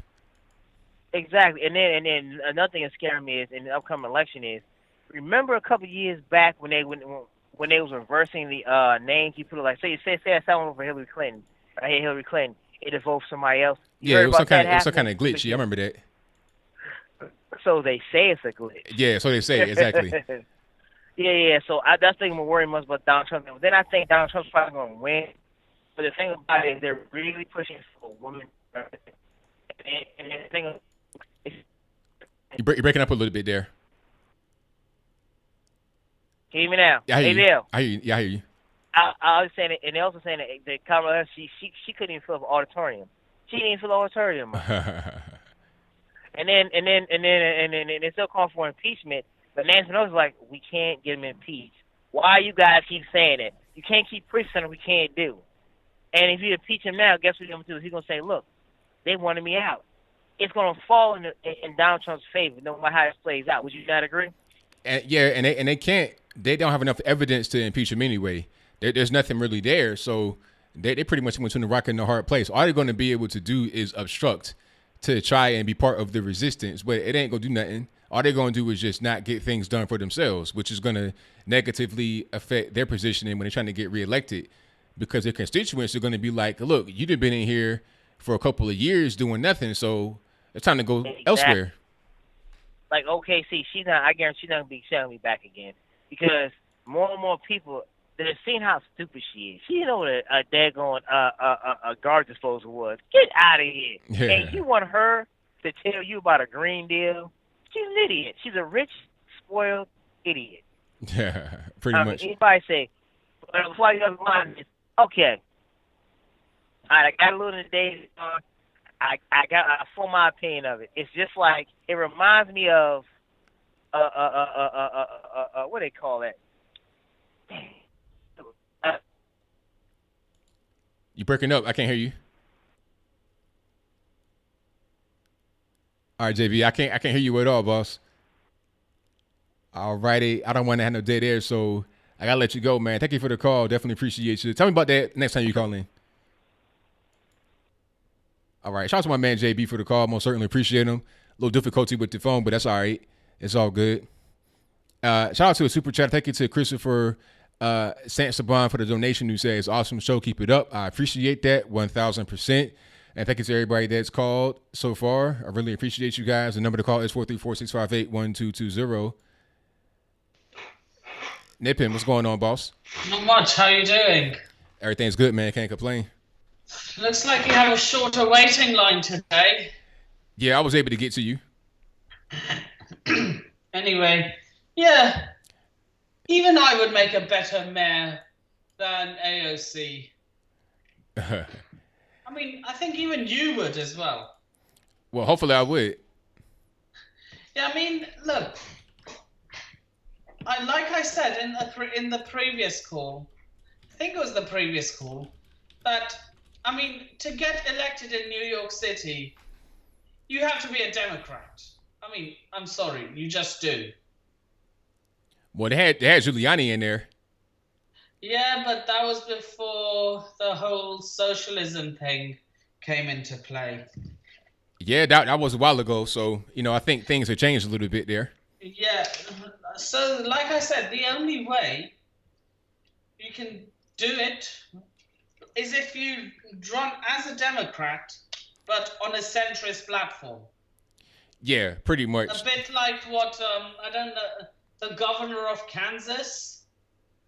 I don't know how she managed to win over a heavily red state with most, I don't know if all their representatives are Republicans or not. It's hard to tell how that really happened. I'm not really sure. Yeah.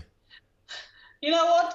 To be honest with you, I kind of saw that coming. Oh, you did? Yeah, no, seriously, I did.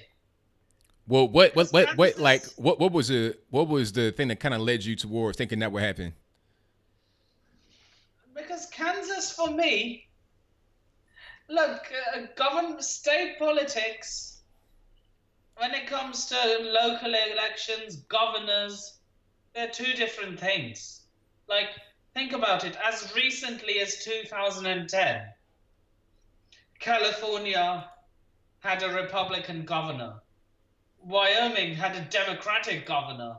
So did Arkansas. Even Ruby Red, Louisiana, their current governor is a Democrat. Right. And I wouldn't be surprised if he's reelected either. Yeah, true. You got Alabama, you got Doug Jones, but that was a special circumstance, though. That was just kind of that was because of the allegations against I forget my man's name. Moore. Roy Moore. Roy Moore, yeah. Well, put it this way: Alabama, in the future, since state politics and local politics are two different things.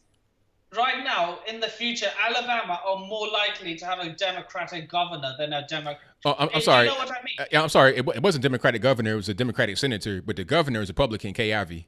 I had to correct myself. I know. But you know what I'm trying to say? Like state politics is different. Yes. Like I'm saying, in the future, put it this way, California are more likely to have a Republican governor than a Republican senator.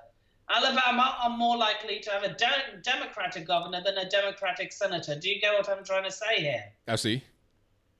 Do you see what I'm trying to say? I understand. Yeah, anyway, please, for the love of God, do not run for mayor. AOC, if you can hear me. I mean, if you can hear me, fine. But listen to this. If I was a Democrat, I would not vote for you. Yeah. Yeah. I would not vote for her if I was a Democrat. I think most Democrats won't because they hate Bill de Blasio, and Bill de Blasio is Trump compared to AOC. Yeah. Look, what's the likelihood that they'll like her if they hate, what's his name, de Blasio? All you have to do is register as a Democrat and basically, John Bell Edwards could run for mayor of New York City and get elected with his right. Look, he's not AOC, put it that way. Right. So yeah, you just have to be a Democrat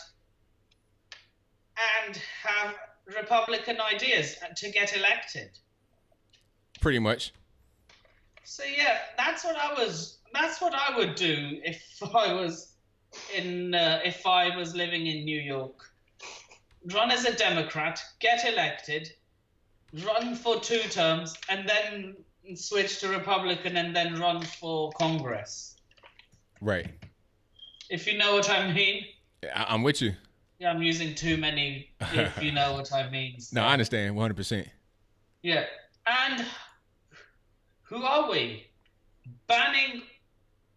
Getting banned. What happened now? The Chinese phone company. Oh, Huawei. Nippy, you can't be eating now because it crunches. It's kind of like distracting. Sorry. It's all good, man. You go to eat. Anyway, yeah, bacon, anyone? If you're Muslim. Yeah, speaking of that, I had one of the worst run-ins with KFC ever. What happened with KFC? Right. I was hungry. I wanted my lunch. So I asked for a box meal, a chicken, a Zinger fillet burger, tower with extra bacon and cheese. And they said no. They said the meat here is halal. We can't, there's no bacon. We don't supply bacon because everything we get is halal. Wow. So you have so wait. Let's just pause for a moment. Let's just pause right there. So this is in London, right? Yeah. You have going halal. Wow. That's crazy. I never heard about. So, look, the KFC branch where I live, that's not halal. At least I don't think it is. The last time I went, that was like a year ago, so it might have changed by now. Wow, that's crazy. And more from my side this time round, Nigel Farage, Tommy Robinson, and Sargon of Akkad got milk thrown all over them. Yeah, I saw that. That was crazy. Like, is that a thing to get milkshaked? Is that something that happens over there? People are weird. Last time it was the deputy prime minister a few years ago when Tony Blair was the prime minister. He got egg chucked all over him. Wow. Unfortunately for the guy, he lost his temper and punched the man in the face. I can't blame him. I mean, come on, you throwing stuff on me, messing my good suit up. I can't blame him for doing that. But you're a politician. Yeah, but I mean, come on. You're an elected official. Yeah. But see, the thing about it is, you have to be professional. I tell you what, if somebody were to try and milkshake Trump over here, their whole head would get caved clean on in. They would be pretty much done for. Because there'd be too many bodyguards. Oh, and these guys are trained like you wouldn't believe. It wouldn't be a good day for that person if they did that. And Nigel Farage just kept on walking as if he didn't care. Yeah, that's probably, he was just like not letting it affect him. I understand that. Yeah, that's precisely what I would do. I was like, it happens to me all the time. I'm just used to it. Yeah.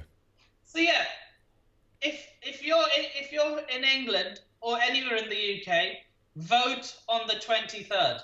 Vote tomorrow by 10:30 p.m. GMT. All righty. Well, it sounds good to me, man. So that's pretty much all we got, ain't it, Nippin? No, we. Say no. Robert Smith, pays student loans. Now, I hope the Democrats don't call him an Uncle Tom for this. I've seen some of that because he's married to a white woman. I've seen some of that online. Because a white woman who used to go for Playboy. That's right. Now, who else who's a white woman married to a billionaire and who used to be in Playboy? Melania Trump. There you go. She used to pose nude. She used to. She used to do all sorts of things before going into politics. And my thing is this: like, why would I judge a woman for her past? I thought that you got to respect women, and you can't hold the past against them. You shouldn't be shaming people that get involved in that kind of industry. So I'm just doing what the Democrats say I should do. But now it's different because You know, it's an interracial relationship, and Democrats don't like that for some reason. But it is what it is. Wait. Democrats don't like interracial relationships. That's right. I thought they're trying to push it that Republicans don't like it. Hey, that's what they keep trying to say, but I can't tell. Yeah, I mean, I would put it this way: if Republicans were so against, or conservatives are so against the idea of interracial relationships, Donald Trump would not be married to Melania Trump. Because sometimes Slovaks are considered, like, not German, not... You know what I'm trying to say. I understand. Eastern Europeans are sometimes considered different That's like if you're from Western Europe. That's correct, 100%. Like once you start to get to like Albania and Serbia, it's a little different. Even Italy. In Italy as well. That's right. Like Dan Bongino. And I missed that Huawei versus U.S. government. Well, that's kind of a very long story. So we've been on for a little while now. So I'm gonna get to my next call. I'll get back to that on when I come on Sunday. Alrighty. So I thank you for the call. Sunday my time, Saturday yours. That's right. I'll speak to you then.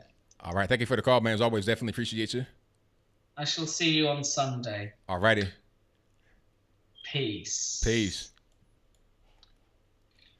Alrighty. Great call from my man Nippin as always.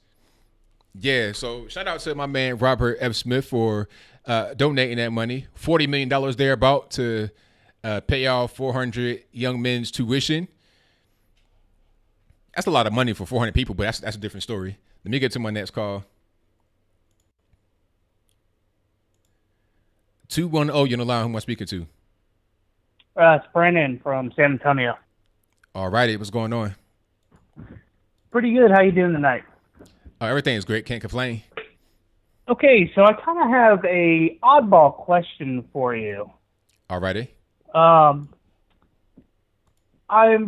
was thinking, I know that Trump is most likely going to win 2020 just for the fact that they are just shooting themselves in the foot on the left. But I was thinking ahead of time and looking at the next election after. And I know that Trump cannot be president, but let's say that Biden...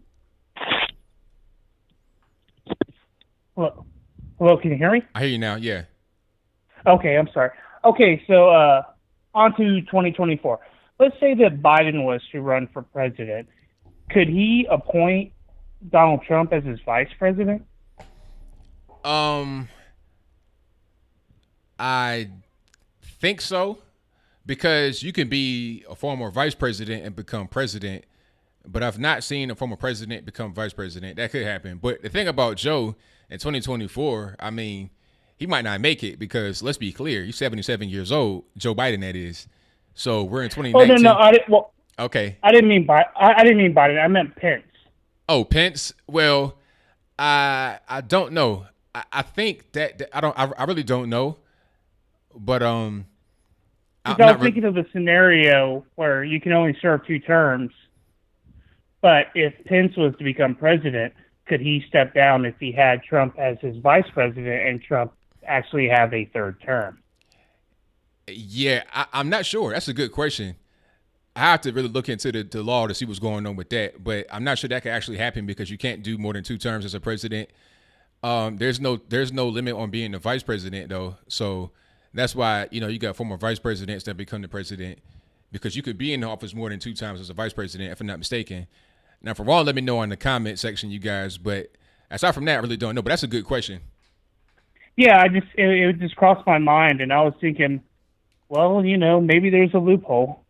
we could just keep running Trump through the train until he's just dead and cold.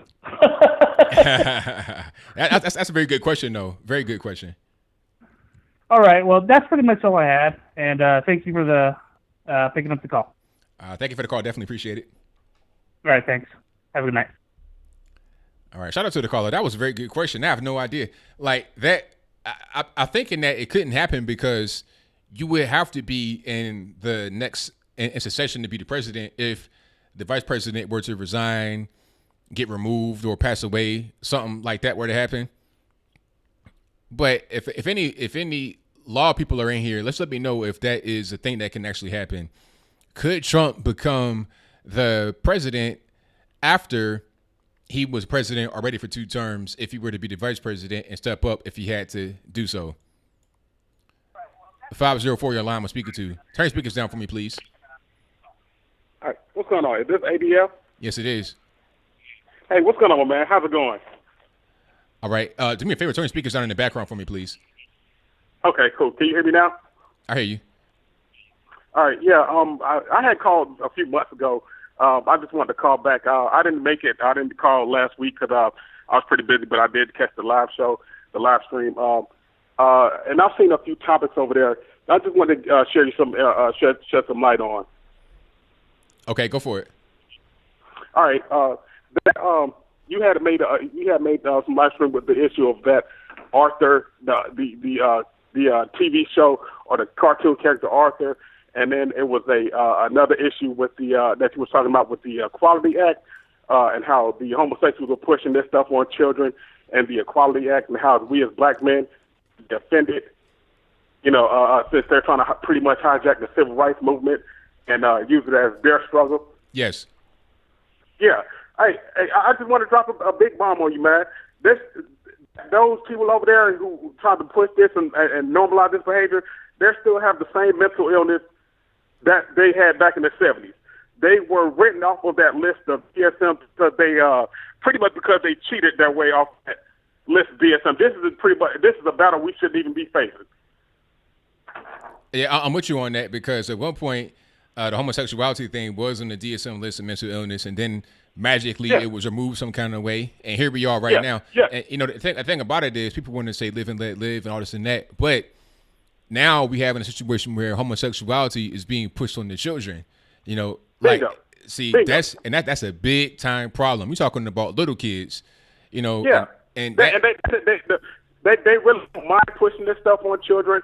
And this is one of the reasons why this is probably one of the reasons why they have that were labeled as a mental disorder.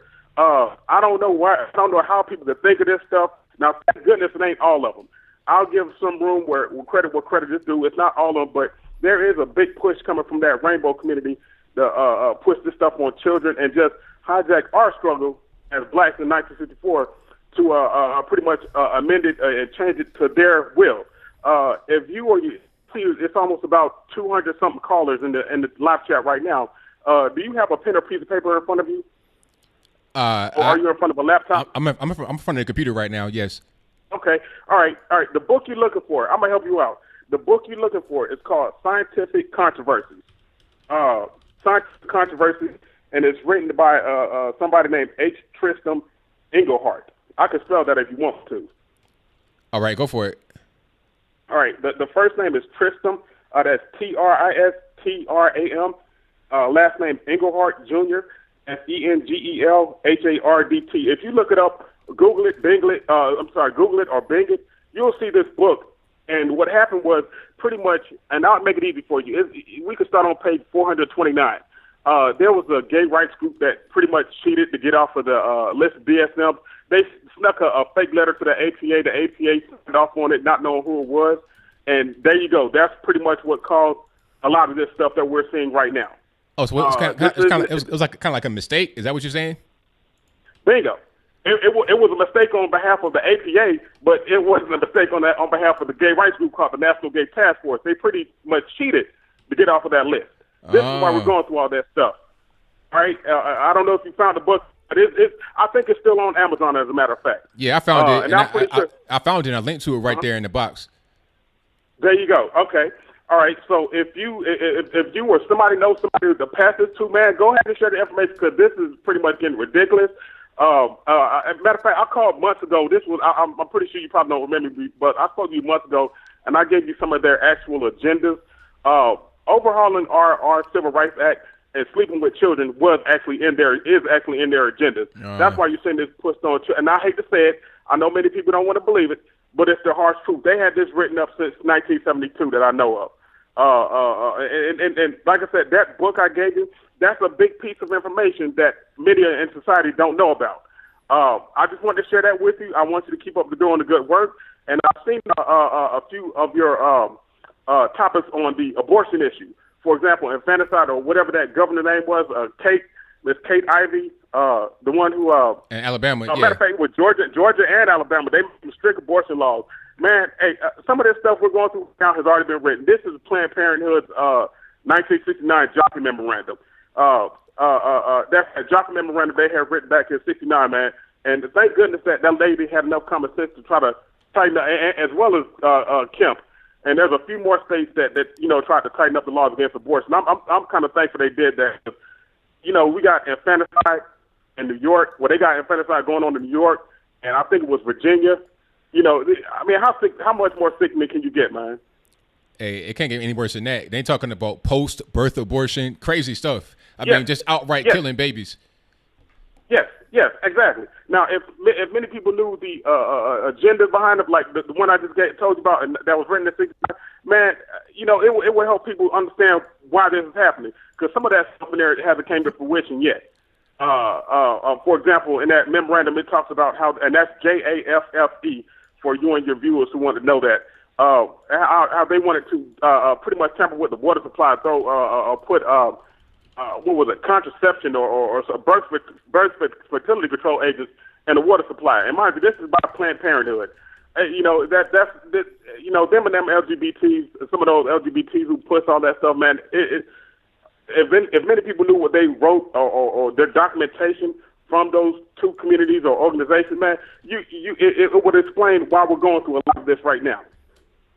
That's right. I'm with you, man. So I put that book in the comment section so everybody can see it. That's some good information, man. Definitely appreciate you for the call. Okay. Hey, man, just keep up the good work. I'm going to still keep chiming on in for time to time, but just keep doing what you're doing, bro. Will do, man. Appreciate you. All right, cool. All right. Shout out to the caller. Very informed caller. 100%. I think I'm going to do a lot more videos on this particular topic of abortion, infanticide, all that stuff. And then how they try to say, they try to have this whole thing where they raise their fist and talk about how it's oppression of the woman. How is it oppression of the woman to say that you can't kill human beings? Like, how does that make any sense? It makes zero sense, but it is what it is. I'm not really mad at it. Let me get to my next call. 407, you on the line. Who am I speaking to? 407. Wait, what? Yeah? Yes. Oh, yeah. All right. So, I heard you talking to the person before where you where you brought up, the whole thing you said with Destiny about, the KKK bringing the black community presence on the 4th of July and, Christmas. Yes, right? What about it? Yeah, since I've heard that, I haven't been able to find, a single... Well, no, that's not true. I've been able to find a Snopes article referencing a picture in 1948, but that was about it. And then when it comes to redlining... Hold on. You said, hold on, let's go back a little bit. You said, what did you find in 1948? I said there was a Snopes article, just verifying that, a photo of, a bunch of KKK people and, one guy dressed as Santa and, 2 black people on the side of him. And then that was, the only thing I could find referencing, the KKK bringing presents to black people. Okay, what you want to look for is not presents, because it wasn't even about really presents. It was about, food. Look for the Klan bringing anything to the black community, mostly food, because that's what it was really about. It's like this. If you ever have a church toy drive or a food drive or something like that during the holidays, that's what they would give to. So if you look for the correct thing, then you'd be able to find it. All right, I guess. And then just touching on redlining.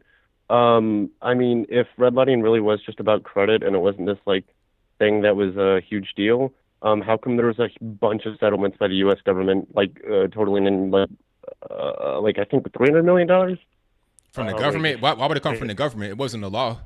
So that's not accurate. Why would it come from the government? Well, hold on. It is accurate. But why would it come from the government? Before we even get into it, I don't know. I'm asking you. Because it wasn't a law. It wasn't a law. Redlining was a policy that some banks had because you had black banks as well. So if it was illegal to my bad. It didn't. My bad. It didn't come from the government. Yeah, you're right. It didn't come from the government, but it was the government suing on behalf of like the people, suing the banks. My bad. But okay, yes, banks would get sued for like hundreds of millions of dollars.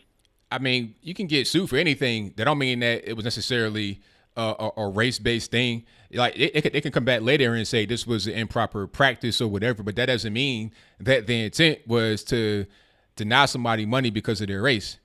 You got to be able to prove that the intent was racial. A lawsuit just means I was able to convince you to pay me some money because either you didn't want to go through with it or a judge somewhere said that you were liable for it in a civil way. So can we at least like agree that redlining was like a really bad thing? It was like awful. Not really, because it was about credit. You still got laws like that on the books right now. Wait. So how come the U.S. Department of Housing and Urban Development announced a $200 million settlement with Associated Bank over redlining in Chicago and Milwaukee in May of 2015, and the New York Attorney General Eric announced a settlement with Evans Bank for $825,000 on September 10th of 2015, and then the United States Department of Justice announced $33 million settlement with Hudson City Savings Bank, which services New Jersey, New York, and Pennsylvania on September 24th of 2015. And then there's a bunch of others that I can read to if you want. Okay, so what does that prove? It proves that there was some malicious or drastic wrongdoing, especially if there's a $200 million settlement and then a $33 million settlement. I mean, that kind of shows that, yes, there was all that means is, like I said before, it's a lawsuit. You can get sued for anything. I could sue you right now. You can settle with me. That don't mean that you're guilty of anything. Right, but okay, so if you sued me right now for like whatever Mimi reason, would you win? It all depends on the situation. It all depends on why I'm suing you, who's the judge, or whatever. And sometimes it could be hold on, sir, I'm not finished. And it could also depend on the climate of what's going on. The judge may be looking around, like you may have a sympathetic judge that looks at it, okay, redlining was bad in their mind, in their opinion, and then this case is brought in front of them, and then they can say, okay, here's a judgment, X amount of dollars. Or if the company does not want to go through with the lawsuit because it's going to cost them too much money to do it, they'll just settle out of court. So a settlement and a lawsuit means nothing. Give me a criminal case or something like that where you can actually say, okay, there was racial discrimination, racial bias. You don't have any evidence when you're talking about a lawsuit that was settled. You there, caller? I cannot hear you, boss, if you're there.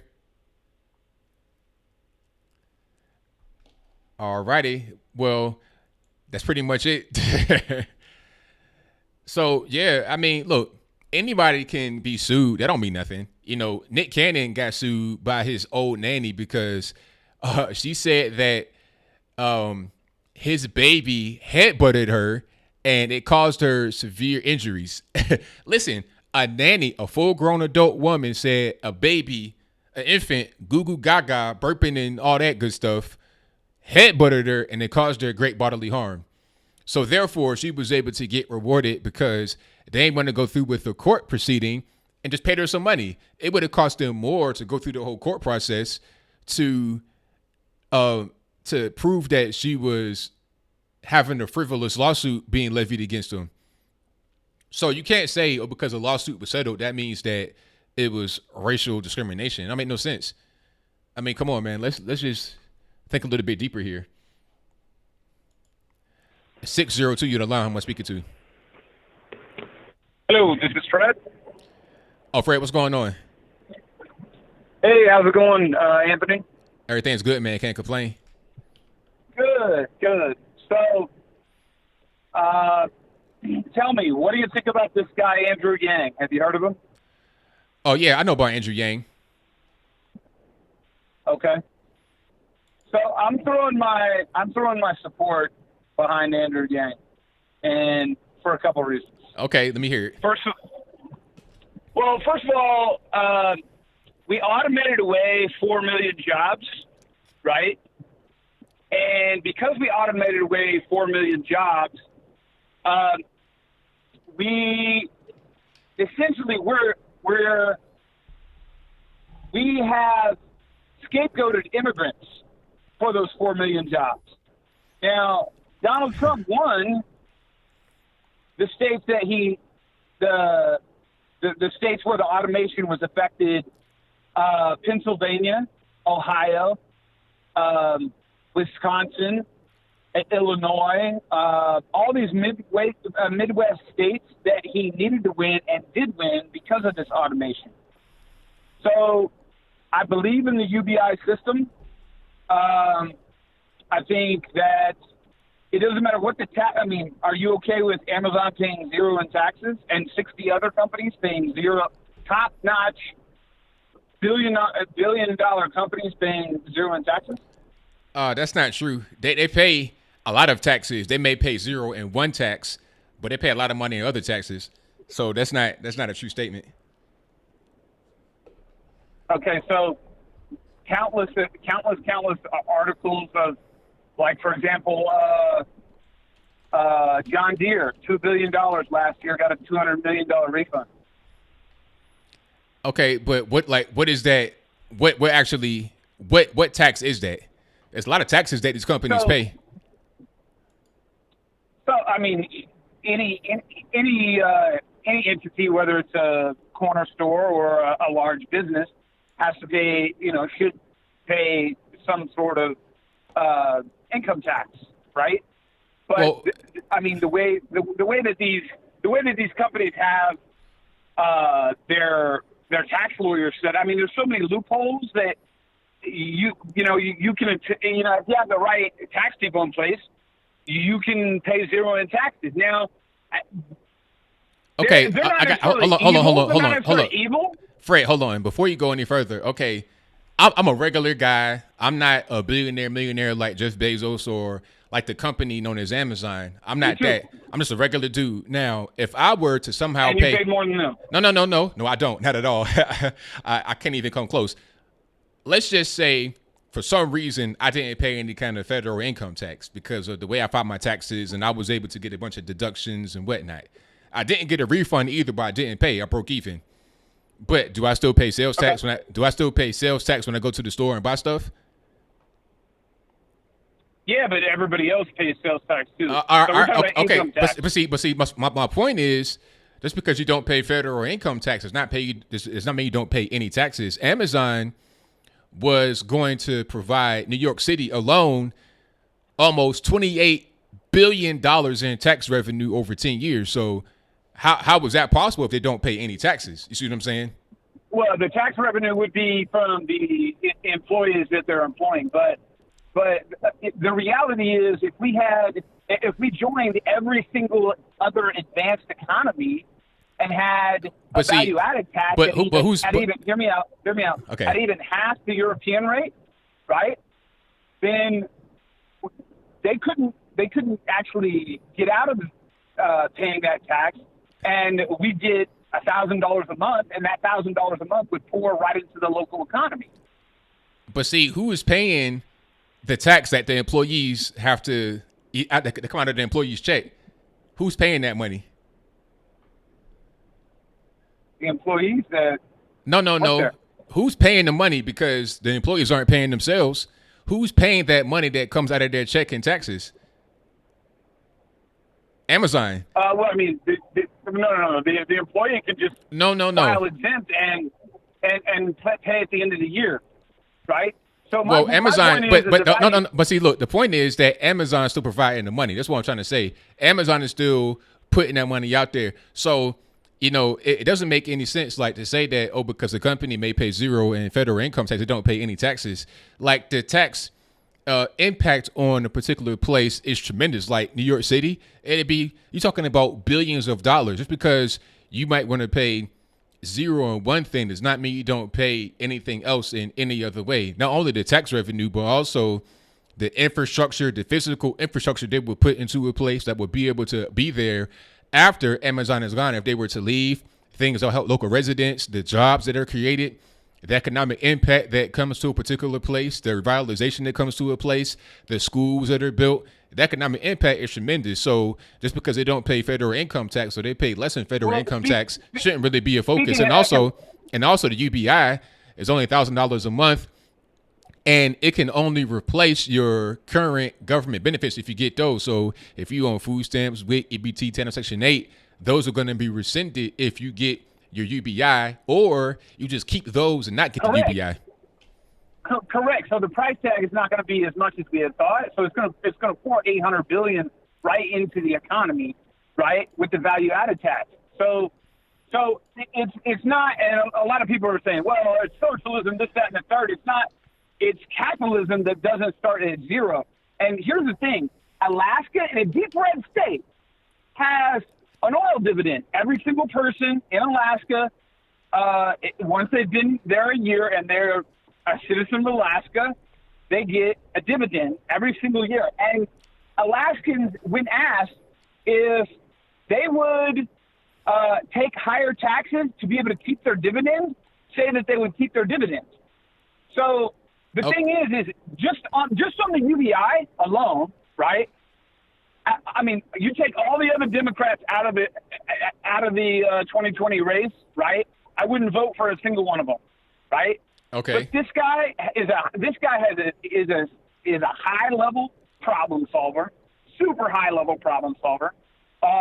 He has a humility, and that is unmatched.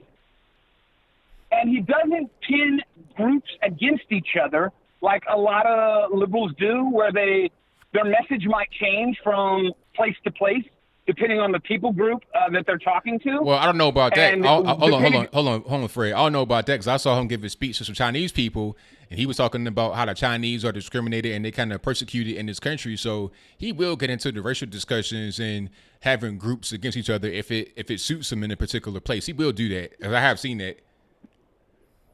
When? You there, boss? Yeah, but I mean, when have you just seen that? Because I've listened to hundreds of.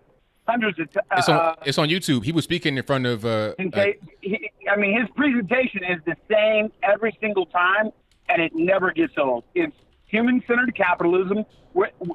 See, the thing is we're looking at GDP, right, as the measurement for how good our country is doing. However, we've been dying. Our life expectancy has gone down for the last 30 years.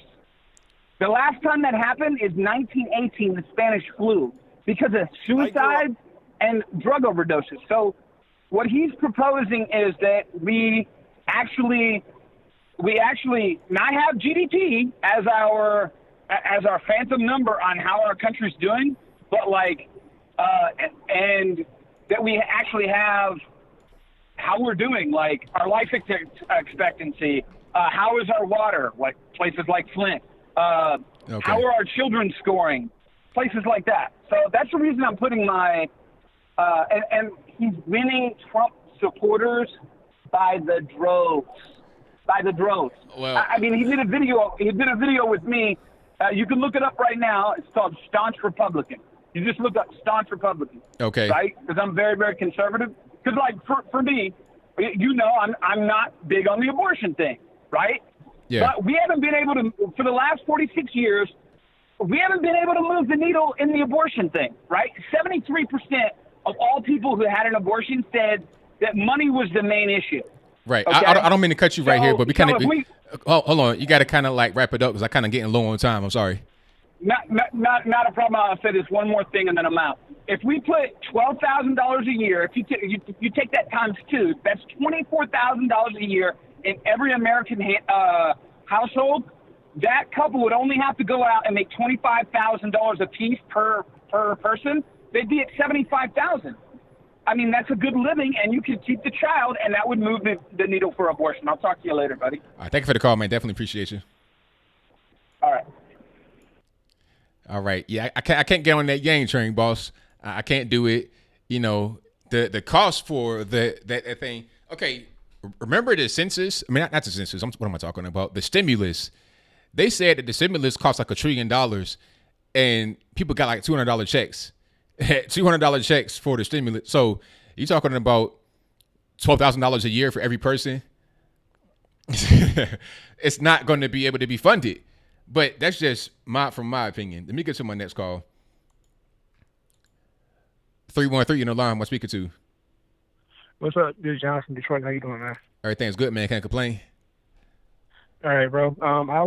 I had 4 things to talk about, but listen to the last couple of callers. Trying to expand in my list. I'm gonna try to be really fast. First, redlining. When it comes to discrimination policies, usually you have to prove that you didn't do something. So these are very weird laws. So like when you are accused of any type of discrimination, basically the government assumes your guilt first, and then you have to prove that you didn't do it. So that's kind of how sexual harassment works. That's kind of how discrimination against black people works. Discrimination against gays. You see this Kamala Harris thing now where she wants companies to prove that they're not paying women different than men. That's how the government works. So if you say that you were being discriminated against, the bank will have to prove that they didn't discriminate against you, which is, if you're a small individual person, it's not worth their time, and it's usually a class action lawsuit anyway, so it's not like one person got $30 million from a lawsuit. That's just ridiculous. The second thing is Andrew Yang. No, I'm sorry. The amount of spending that would be necessary to get that $1,000, you're talking about massive government intrusion into business, for starters. Secondly, you need an entire separate bureaucracy just to handle the UBI. Third, you're going to need to get people to not take welfare and replace it with UBI. So you have both of those systems happening at the same time. And then what's the point of getting $1,000 if you're going to be taxed again? What point does it make? If you're going to have a value-added tax, that's taking more money out of your pocket. That's right. So, okay, we're going to give you $1,000, and then we're going to tax what? 10% of it? And then it won't be too long after that where somebody going to come along and say single moms should have $1,100 and rich people shouldn't have anything. That's so right. It won't be too long before it becomes a political football where veterans get $1,200 and these people get $1,150. It's just no. The answer is I don't want to do anything with Andrew Yang. Okay, so those are the 2 things I wanted to discuss that I heard tonight. But the things that I had planned, the first thing is I love how Robert Smith got all the black billionaires on the hot seat, got Oprah walking across charcoal, because everybody now is looking at her like, how many black graduates have you sponsored today? That was funny. That was funny because it's already a scholarship named for her at Morehouse. It said she put like 400 black men through college and gave them like $13 million already. It was funny to see that kind of happen. So, it just kind of highlights what's really going on. People don't really know about. And that's the strange thing is a lot of people are actually legit angry, which was weird. Like, I don't see why people were upset about that. But I saw one of the things, Hotep Jesus, he really got into it with what he called the Afro-socialists. They was basically saying capitalism caused the government, will cause the student loan crisis, which is of course wrong because government has snatched away market incentives to the universities and they're bloated. So that doesn't work. But of course they would have to actually know how economics works to know that. That's right. But that was interesting. Like, I really liked and enjoy seeing people like Dr. Boyce Watkins melt down over Oprah not sponsoring enough black students, which I thought was pretty funny. Oh, he did for real? Like he really did that? Like, he didn't do any kind of research? Like, it's right on their website. Oprah Winfrey Fund, she's contributed $13 million to it. That's easily Googleable. I don't understand why he would melt down over that. That's crazy. Yeah, it's just, I don't know. Like, my thing is, if a dude do something out of the goodness of his heart, you shouldn't expect other people to do it too. They have other things going on. Like, Oprah, of course, got a lot of flack for building schools in Africa when you have black students in Detroit and Chicago and Philadelphia that don't have schools. I get it. People, she rarely gets a lot of heat for being a billionaire. Among all the people who hate billionaires, they very rarely say, well, why does Oprah have so much money? But it was kind of strange to see people going after Oprah. Yeah, that's weird. That's really weird. And the thing about, the school in Africa, she didn't have to do it. She could have kept the money in her pocket.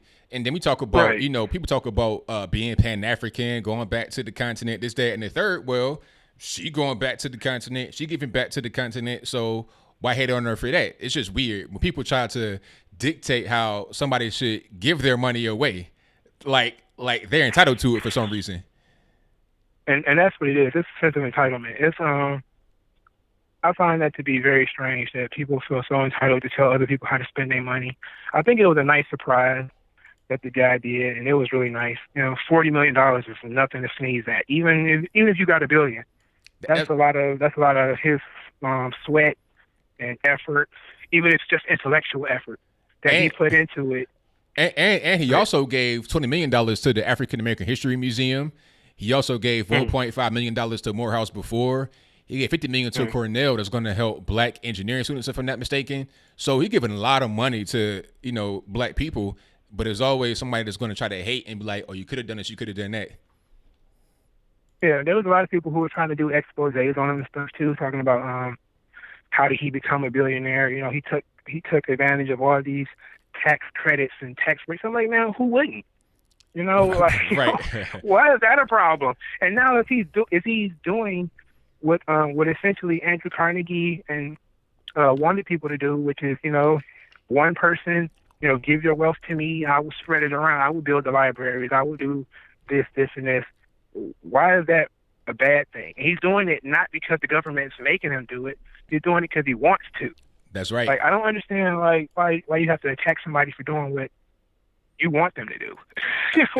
Exactly. But I got to throw my hands up. Okay, so abortion. Now, the abortion issue is where we kind of go into the anti-science left, because they think that saying life begins at conception is inherently religious, which of course is non-scientific, because how can two living creatures give birth to something that's not living or create something that's not living? So that doesn't make sense. Exactly. It's really weird because they talk about climate change, and if you want to question climate change, how it happens, if it's happening, if you want to even just be skeptical about it, you're called anti-science.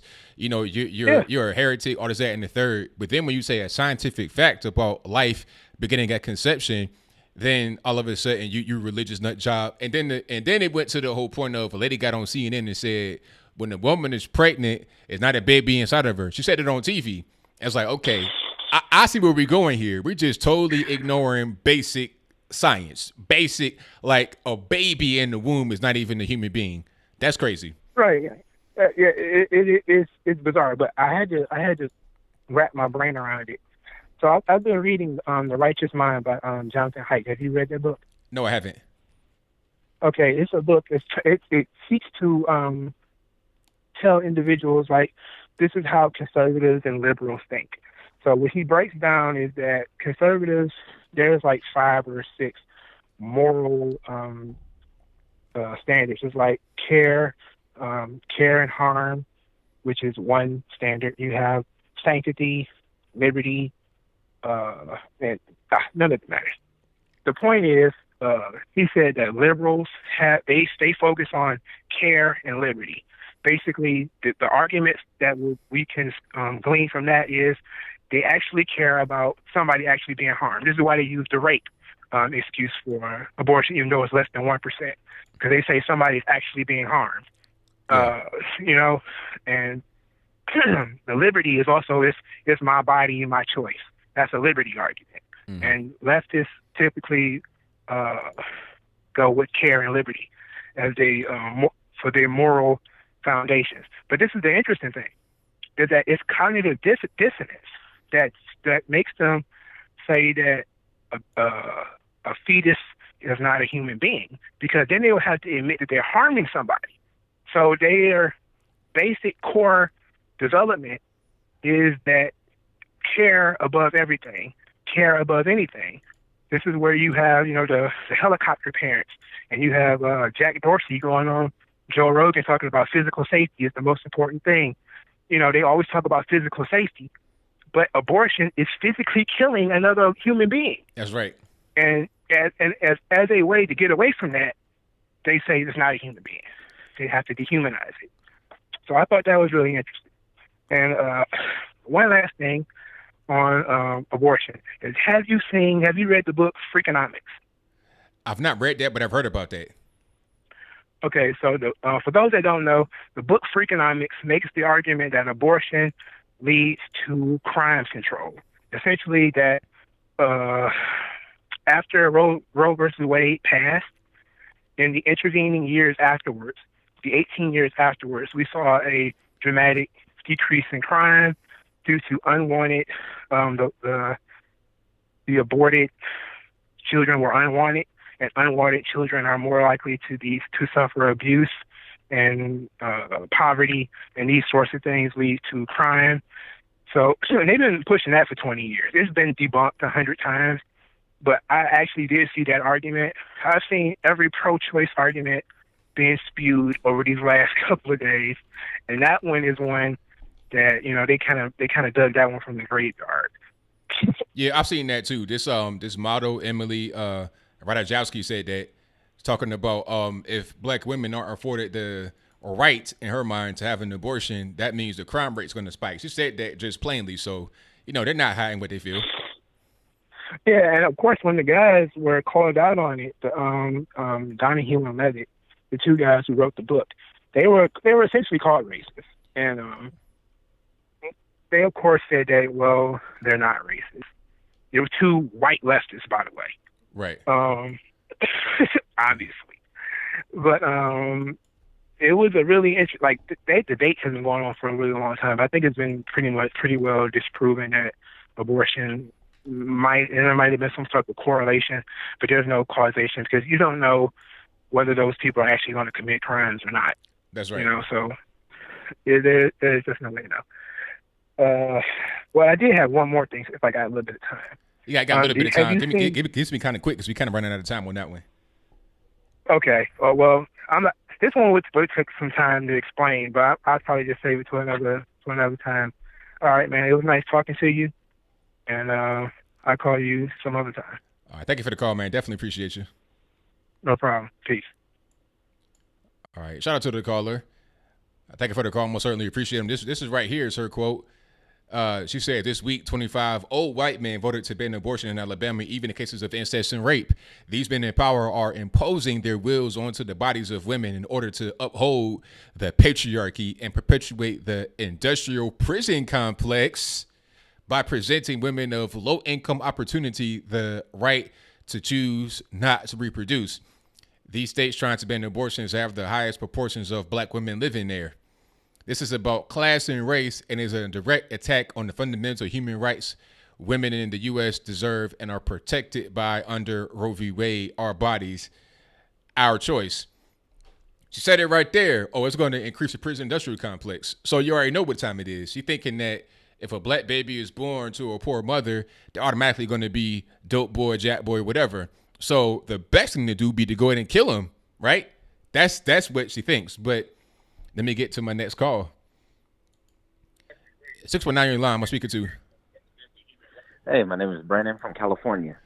All right, what's going on? Hey, not much, man. Actually, I was watching some of your debates. If you remember debating Destiny and all that stuff, I've been a fan of his for about 15 years or so, and I rather enjoyed the debate that y'all had. All right, appreciate it. Basically, like a little bit of history behind me. I'm both black and white. I've gone to a rich school and a poor school. I've lived in the ghetto. I've lived in a very nice neighborhood. And I found you actually, both of y'all, to be correct about the points that you're hitting about what's wrong with black America and what's wrong with basically some of the policies that are going on. But one thing that I will hit, that I think you hit, that a lot of people don't understand, is it is a choice. Something, I think, within you personally, you saw something that you could grab. Maybe you saw that you could grab this YouTube video. You could get a little bit famous. You could do whatever you want to do. You saw it and you reached for it. Am I correct? Well, yeah, I mean, my life choices are my life choices, and that's just pretty much what that is. Absolutely. And I saw the same thing. And when I was 19, I made a whole bunch of mistakes, and I said this wasn't for me. And right now, at the age of 30, I'm getting my doctorate in marriage and family therapy. I'm a psychologist at the end of the day. Oh, thank you, sir. And I think something that's just not passed down to any, especially black men, young black men, that you can make a choice. You're allowed to. But I think what Destiny was trying to say to you was those opportunities are not highlighted. They're not thrown out there for other people, or for young black men to see. They're covered up by other things. And I think where you hit the nail on the head with that is it's covered up by the victimization that I'll say Democrats have put on it. Well, you're black. It's a victim. You're a victim. And people adopt that. And if people adopt that mentality, that's just where they go. I think if you want to be bigger, you want to be badder, you want to be better, you want to hit that $1 million, you make a choice to say, I'm not a victim. And you sweep that victim mentality away, and you be who you want to be. Did I hit it for you or no? That you pretty much on it, boss. That's all I had to say. That's it. Anything else, I'm open for it. If not, I'll hang up the phone and let you continue your show, sir. Well, thank you for the call, man. Definitely appreciate it. I mean, is there anything you wanted to ask me, or you pretty much, got everything out there? If I were to kind of throw this out here, I understand, if I heard correctly, you grew up in West Virginia. That was a predominantly white area, correct? No, I was born in West Virginia, but I was raised in like the Virginia Beach area, Hampton Roads. Okay. Well, I would say that's a little more integrated, I'll say, a little less of the racism, especially when you get up there, correct? Well, like, what do you mean in Hampton Roads? Where you grew up, like here in California, I would say we're more integrated, like black, white, purple, polka dot. It don't really matter. But definitely when you get a little bit down towards, we'll say Alabama, Louisiana, it's a little more segregated, we'll say. Am I correct in that thinking? Nah, because right now I live in Tennessee. I live close to Alabama right now, actually. I live probably about an hour from Alabama, and really down here is more integrated, actually. It's more integrated here than it is in the north because, I'm seeing everywhere black and white couples. You got a lot of Hispanics down here. I mean, just go to Alabama. The white population is like 68%. It's not that much. Like Chicago, I mean, not Chicago, but Illinois has a higher white population than Alabama. So, you got a lot of Hispanics. Like where I live at right now, I live in Chattanooga, Tennessee. It's right on the border of Tennessee and Georgia. You got blacks, whites, Asians everywhere, a lot of Guatemalans. So it's pretty mixed. Actually, in Virginia, I grew up in a city that was majority black with a high population, like 100,000. So I lived in the area that was mostly white when I was born as a baby, but I grew up in the mostly black area. So even with what you're just telling me right now, with what I just put out there, that was a lot of inferring on my side. That was a lot of, I think this is what it looks like, and I think that's what it looks like. But I don't really know. I've only been to Mississippi once in my life, and I saw some things. I said, this must be it. And myself, personally, I like to say that I'm more of a centrist, but I think I lean left because I live in California. I think this is the problem that we have, where it's, I assume that you live this type of lifestyle, and you assume I live this type of lifestyle. I think if we just kind of come together with that and just share those ideas, it makes it a little bit easier. My first time holding a gun, I think, was earlier this year. And when I saw the real purpose for them, it was like, oh, okay, that makes sense. I'm pro-gun now. I understand where y'all are coming from. That sounds good to me, man. I'm with it. Like, you experience things and you're able to understand where people are coming from. So, that's a good thing. It's a great thing. Well, anyway, I won't hold you up anymore. I just kind of wanted to put some things out there. I appreciate you. I appreciate what you're doing. Keep throwing out the conversation and keep listening to other people. That's how we get through this. Just keep listening. Well, thank you for the call, man. Definitely appreciate you. Have a good one. All right, now. Yeah, shout out to the caller. A lot of people think that the South is like segregated and, black people kind of like live like somewhere off, but it ain't really like that. Where I'm at right now, you see a lot of black and white couples. That's common. In West Virginia, I have 3 white aunts. 3 white aunts. My great granddad, my great granddad, who was born in like the early 1900s, was mixed, black and white. They had a family that was, that it's like not an abnormal thing. So, people have a misconstrued viewpoint of what the South is like. But let me get to my next call. Okay. The phone lines are blowing up, so I'm going to try to get to everybody as soon as I can. All right, I call you on the line, 910. Hey, ABL, this is Eric Swalwell from California's 15th District. Is that Nancy Pelosi? No, I'm pretty sure I know my own district. Okay, so who's in charge of your district? So that's not important right now. I just wanted to discuss a few things. Okay, what's on your mind, boss? So today, another TV stay in the resistance. I took the extra block to get my coffee out of Trump Tower, and I noticed reading the paper this morning, I guess Alabama passed some kind of anti-woman bill. Is it anti-woman? How is it anti-woman? So forcing women to carry children that they don't want is unconstitutional. It's written clearly into the Constitution that abortion is a constitutional right. I just don't get why you guys can't see that. Is in the Constitution? Where is that in the Constitution? I'm not really sure that I've seen that there. I believe that would be Title IX, sir. Okay, what does Title IX say? I'm not going to get into semantics here, ABL. I just wanted to let you guys know how quote-unquote terrible of a job you're doing. Oh, okay. I mean, I'm sorry. I didn't know that I was doing a terrible job. I mean, I got to tighten up because Eric Swalwell calls me and says, hey, man, you got to do better. So I got to do better. Ain't that right? ABL, you have a good night, man. Thanks for taking the call. All right, now. Okay. Let's get to some more calls. All right, call you on a 9229. No.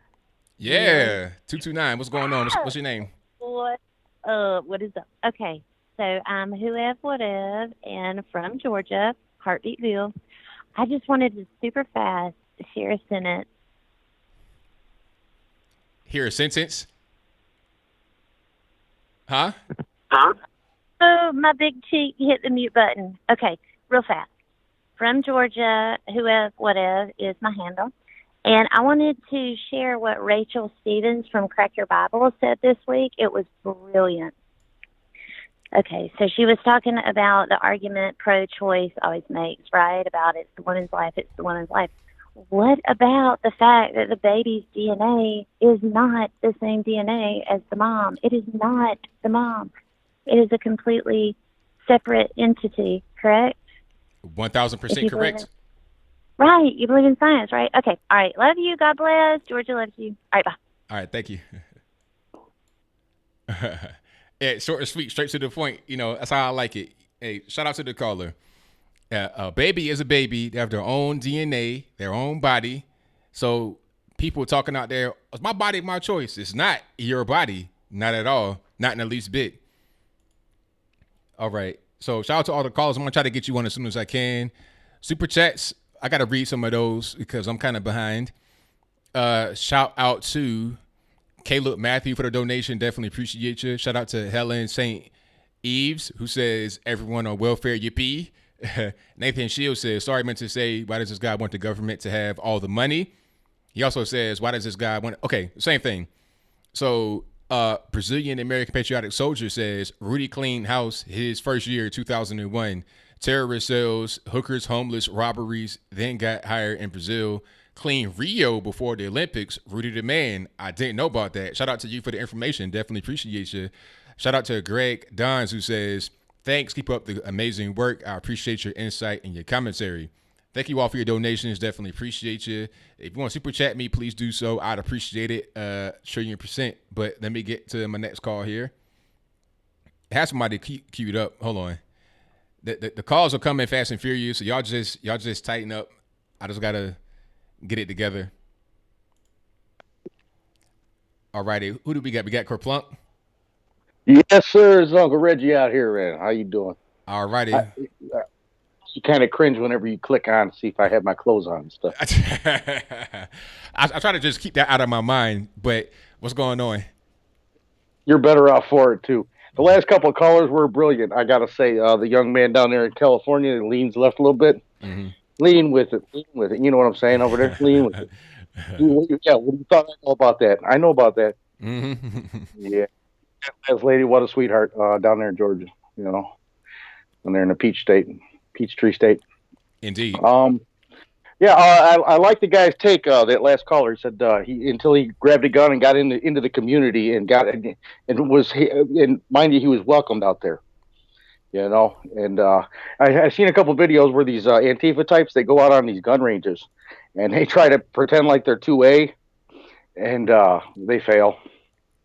They're usually no, they do. They get. I mean, I've seen them where on the gun range, and the instructors, they look at each other like, "Get them out of here." Yeah, gotta go. I don't want them on my range. Yeah, they're very immature. They're taking it to a different level, and you know, there's something just not right about them. You know, but the ones that are like you said, centrist, that lean a little bit, they can work with you. You're flexible. You have an open mind, and that's a brilliant thing. And hats off to the young man that thinks like that. That's a good way to think. What's going on with Pelosi? She was supposed to have a meeting with Trump talking about infrastructure, but then it turned into another inquisition, and then she accused him of staging a cover-up about something, but she wasn't really clear what it was. I guess she's trying to insinuate some, Nixon-era Watergate type stuff. Not really sure. That doesn't make any sense. They're like projecting stuff onto people. That's what they're doing. What's she talking about? It beats me. I can't tell. I don't know. Well, from what I've seen, the little bits I did see, it was like Trump was in there for just a couple of minutes and he just up and bailed. You know, like what a waste of time it was. I got things to do. Pretty much. It's like, look, if you're going to come in here and just talk me to death, I can just go do something else and actually run the country rather than trying to run an interference on my political opponents. Right, y'all are wasting my time, and I'm wasting your time. This is a waste of taxpayers' time. That's right. Yeah, I can see why he would do that, and he flew all the way out to California for nothing. So, well, yeah, just for kind of a freak show. They did this with Feinstein a couple years ago with the gun thing, and she got all happy and joyful because he said he was going to ban gun bump stocks, and she got all happy and. Look like she filled up her diaper right there. I mean, she was around when Lincoln got shot, and she was up for gun ban then. You know? Right. All right, so yeah, enough making fun of Feinstein. Yeah, well, but she's probably a nice person. When you sit down and talk to her. I don't know about that one. We never know. You never know. We don't ever get into those high $50 a plate places. Yeah, that's right. So this guy that now I'm a little on the fence with this guy that just paid off all these kids' tuitions. I'm on the fence. Of course, they don't get to build credit because they're not paying that loan off. So poof, there goes their credit rating. If you don't pay the interest, then your credit doesn't get built. So they're kind of like stuck in a. But what about the kids that class of 2020 and the class of 2018? They didn't get theirs. They got to pay their bills. Hey, so they have to just sometimes everybody that's a lesson to them. Sometimes you can't just get whatever you want. You're not always the benefactor of a gift. You just got to just take that. Well, my grandfather used to give my sister little better gifts because his theory was that she's going to have like little troubles later on in life that you're not going to have. So he used to treat my sister a little bit better than, like, if he gave me $5, he'd give her $10. So it didn't seem fair to me at the time. But then I get it. I get it that she's going to need more shoes and makeup and just girl stuff. So Grandpa was a little funny like that, and no, I totally get that. But on the retro flip side of this, it's not a black or a white thing. It's It was an all boys college. You just had a thing about Whitmore College a couple of weeks ago about transgenders trying to get in, didn't you? Nah, that was Morehouse again. Oh yeah, Morehouse. I'm sorry. Yeah, Morehouse College. What about the girls aren't getting? I mean, it seems like this is all one sided, and I'm sure this is gonna kind of backfire a little bit with the feminist movement. I'm sure someone's gonna complain about this. It's too soon. It just happened yesterday, the day before yesterday. So, just like anything, people always complain about something that'll never cease. Yeah. Hey, all more power to them. These young men, they don't have debt to think about. It was a donated thing. And I'm seeing all over CNN. I kind of look down at the. I do watch them still just to see what kind of cringy people are still in there, and down the comment section, and it's all it's blowed up. It's I wouldn't recommend it if I was you. It's ugly. Right. So yeah, it's completely. It's a show. We'll just say that. We'll leave the cuss words out, but that's right. It's a show down there in the comment section. It's like, wow. I can imagine how it is. Yeah. Yeah, we're talking CNN, and they're still doing the Russia thing. No, even though it has nothing to do with Russia, somehow Trump worked its way down into that comment section. It's always Russia, because people have been trained to do that. Anytime anything that you may be kind of on the fence or kind of like concerned about gets mentioned, and it could be any kind of way political, Russia and Trump get involved, because that's what CNN has been doing over the past 2 to 3 years. So they've trained their audience to react their way. Yeah, even if it's these young men at Morehouse College, somehow Trump and how does that happen? It's just weird. It's weird. It's super cringy. But I love your show. Everybody hit the thumbs up, and I'll try to keep it as short as I can. I know you got a lot of callers. I'm glad I got in. And hey, thanks ABL for putting a platform where people can get their voice out there and be heard too, because I know you don't have to do this. Well, I appreciate y'all for calling me, man. Definitely appreciate you. All right, now take care. I got nothing but love for you, man. You have a good one. Keep this in your heart. No doubt. Always. Peace. All right, thank you to Uncle Reggie, a.k.a. Kerplunk, for the call. Most certainly appreciate him. And let me get to my next call here. All right, Victor, what's going on? Hey, thanks for taking my call. No problem.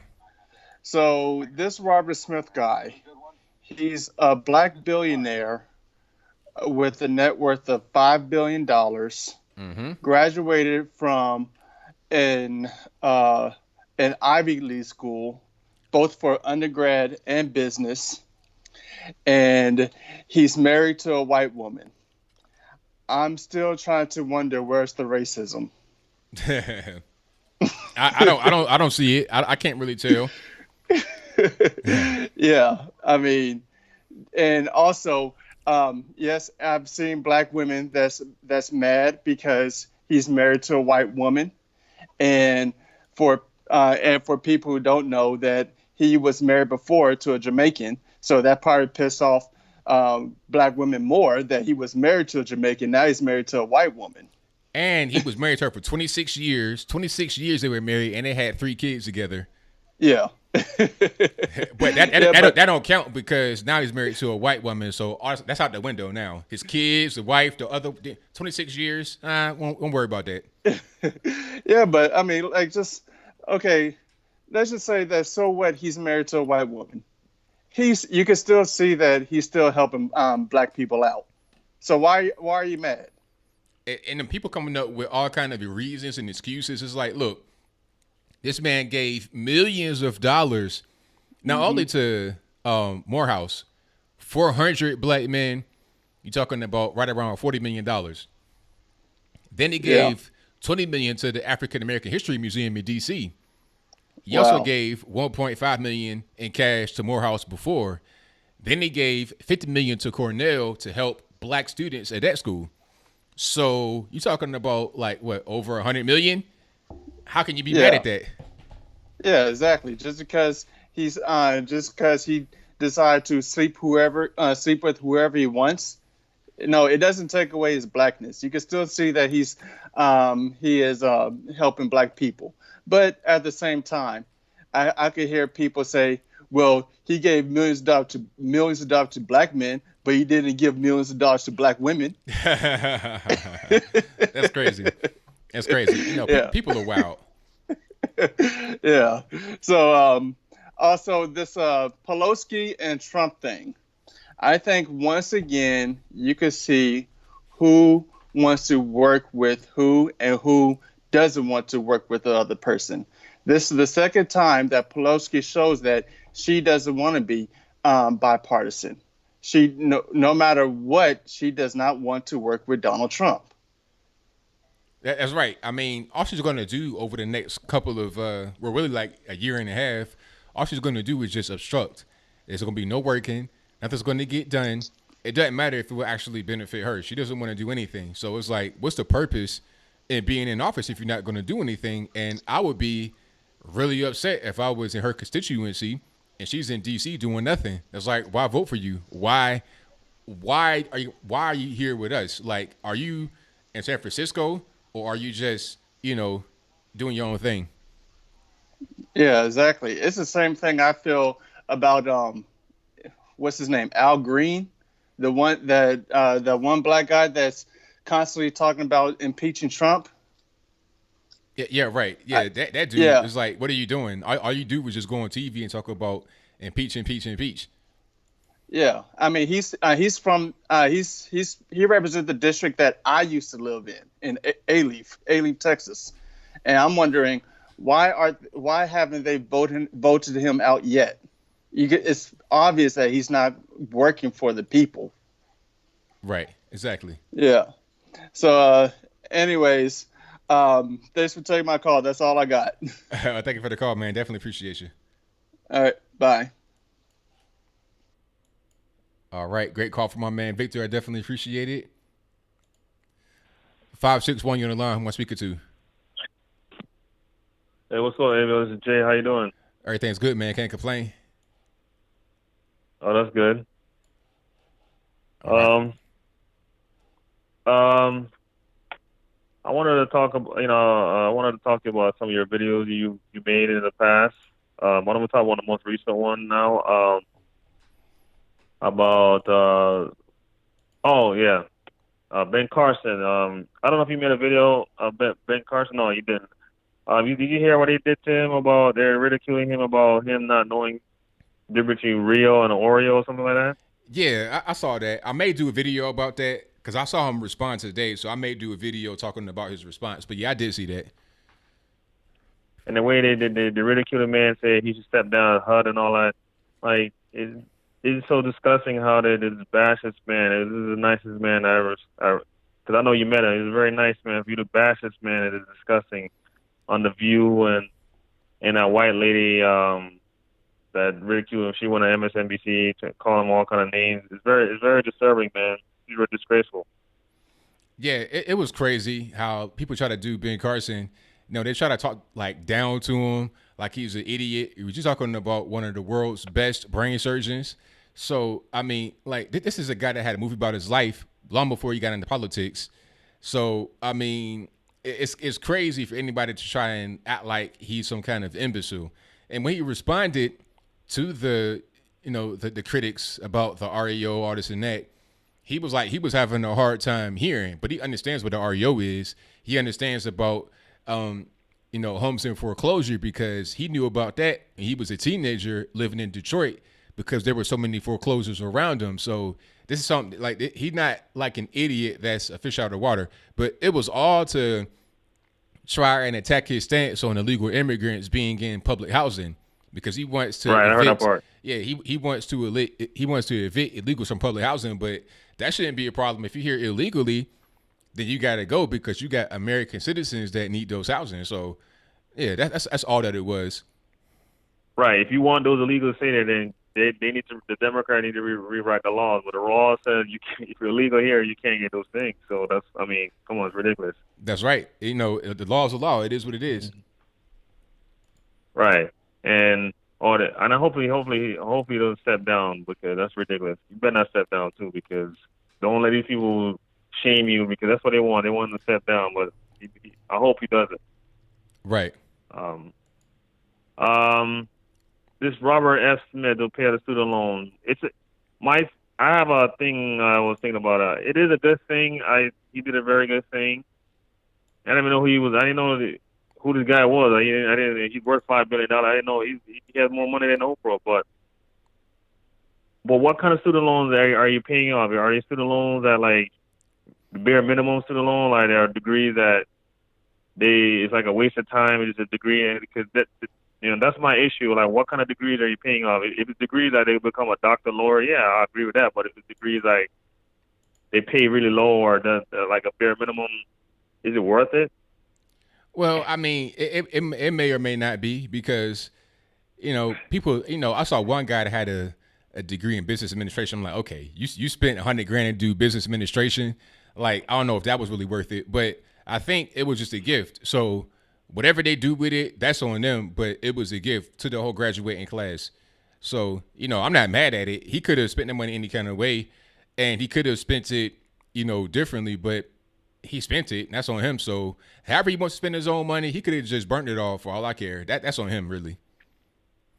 Yeah. Because if Ben Carson had that money, he would do the same thing. But yeah, he did a good thing. I just like I said, what degree are you paying off? And if it's like I said, if it's a degree that's worth it, yeah, then I like it. But if it's degrees that some gender studies or some weird like nonsense or the bare minimum stuff like that, no, get that out of here.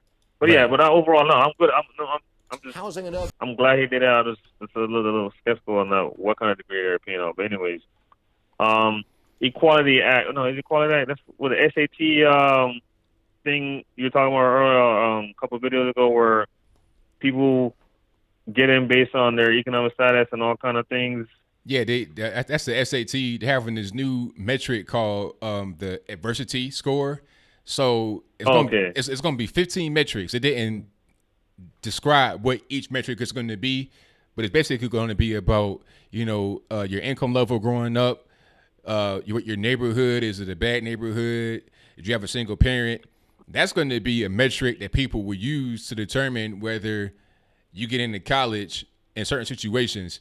The one guy that was in the article said that if I can get a black kid into school over a white kid who's on the bubble, I'm going to do it. So this score will be used to leapfrog somebody over somebody else, where it shouldn't even be about that. It should be about academic performance. And that's it. Right. Yeah, they've gone too far with this, man. This affirmative action, all these trying to help black people out, man. They don't belong there. That's why if you're so smart, you would have been qualified based on your merit, but you don't belong in these things. It's just stupid, man. More pandering to blacks, give them crumbs, give them reparation, give them everything they want, and it's still not going to move forward because they're still having children under wedlock, all the things that's way more important than to worry about these other things about giving black people these help. And they shouldn't be getting no help. Everybody should be based on equally. Everybody should be equal on equal playing field. Work the hard the same way like everybody else. No advantages, and that's it. That's right, 100%. And my last thing, I saw what's the name, Joel. That guy is pretty smart. I saw him on Liberty. He was on Liberty Hangout with Caitlin Bennett. You talking about Joe Patrick? Yeah, Joe Patrick, man, is really smart. Did you watch the video with him and Caitlin Bennett trying to red pill those black girls? I've not seen that. I saw the one where they were where they had the little tip jar talking about reparations. Yeah, I saw that one. That was funny, but I've not seen the other one. But Joe Patrick is a smart guy. Like, he was homeschooled by two parents, black parents, of course, and he has his own business. He does a tree cutting service. Like, the guy is really brilliant. He's a young man too, like 22, 23. Really, really, really smart, and bright kid. Right, and he red pilled a girl because she was talking about all of the negative things about Trump, and he was throwing her things, explaining things about a wall. Do you like your door at night? Barack Obama, he may match my skin color, but he didn't match my ideas. That's the thing that really touched me, because as black people, we want equal representation. That don't mean equal in ideas, and that's what we need to move forward. And that's what Joel was doing to the girl, and she said, "Oh yeah, he does make sense." And then at the end of the game, she was agree with him, and now she seemed like she like Trump 50-50 now instead of all negative now. Hey, that could have been a red pill moment right there. You could have seen the red pill moment happen live in color, full color. Right. Well, all right, Bill, man. Have a good night, man. Hopefully, I'll see you in O'Shea on Sunday. Hopefully I see you again. I'll be over there soon. I just don't know when, but I will be back over there for sure. Yeah. Depending on the topic. If it's stupidness, don't go over there. Yeah, but if it's a topic that you're really, really strong in, yeah, go over there. That's right. All right, Bill, man. Have a good night, man. All right, same to you, man. Bye. All right, shout out to my man from South Florida. Thank you to Sean Mayer, who says Eric Swalwell says hello. Shout out to Eric Swalwell. He called in earlier, and it was a great call. He kind of left a little early, but I wasn't really triggered. Shout out to Exotus King Sword, who says, ABL, would it be possible to get 2 callers on the line at once? I'm not calling for blood sports, just discussion, maybe 1 per show. I can do that. Yes, I can. I have more than 1 caller on the line at once. That is possible. Yep. So if I might do that. I'm not really sure when I would do that, but you guys just let me know how you're trying to do it. We can make it happen. All right, SOBC on the line. Hey, ABL, how you doing there today? Can you hear me? Are you well? Oh, great. Oh, man, great show, enjoying, great callers. I appreciate that. So I just wanted to talk about, except that one caller who can never listen, and he never lets you talk. The guy, I don't know, he sounds Latin American. Are you talking about Ivan? Yeah, I always got to mute him and everything else. It's kind of annoying.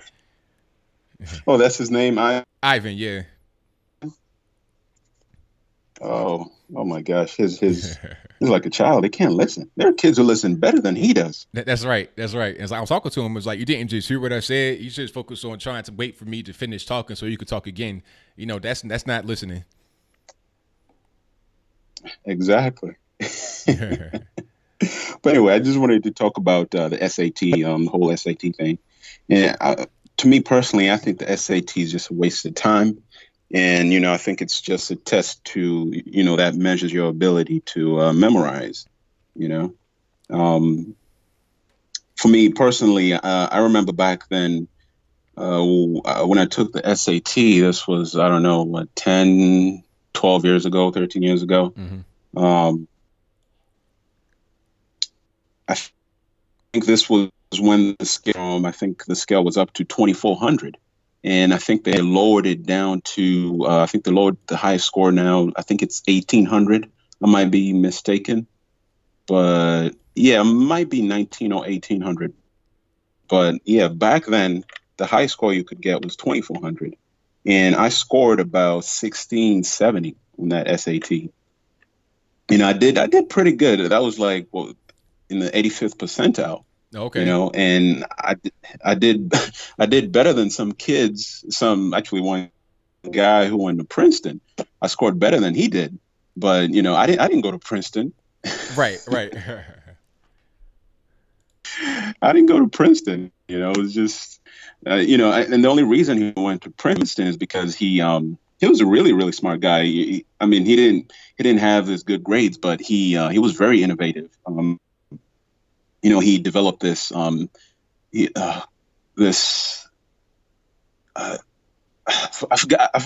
forgot exactly what he did, but he had some engineering background. So he developed this type of machine.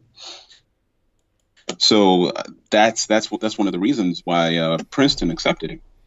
Okay. So for me, SAT is just a waste of time. I don't think it's a measure of any great ability or anything, because you can go memorize that thing and go score high, go do pretty well on the test.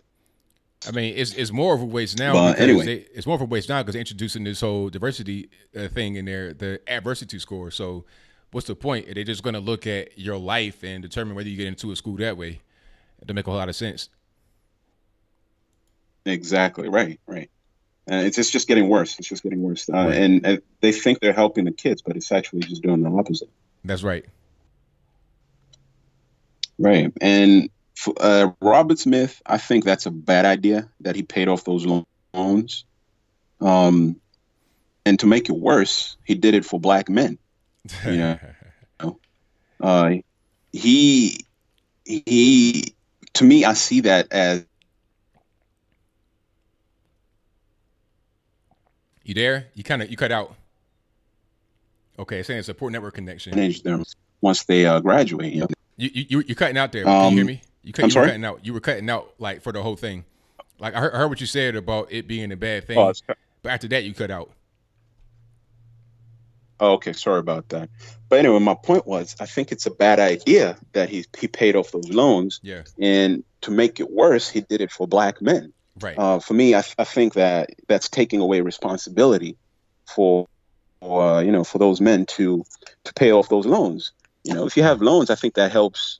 Once they graduate, that'll kind of help them, you know, budget their monies and, you know, just be fiscally responsible. You know.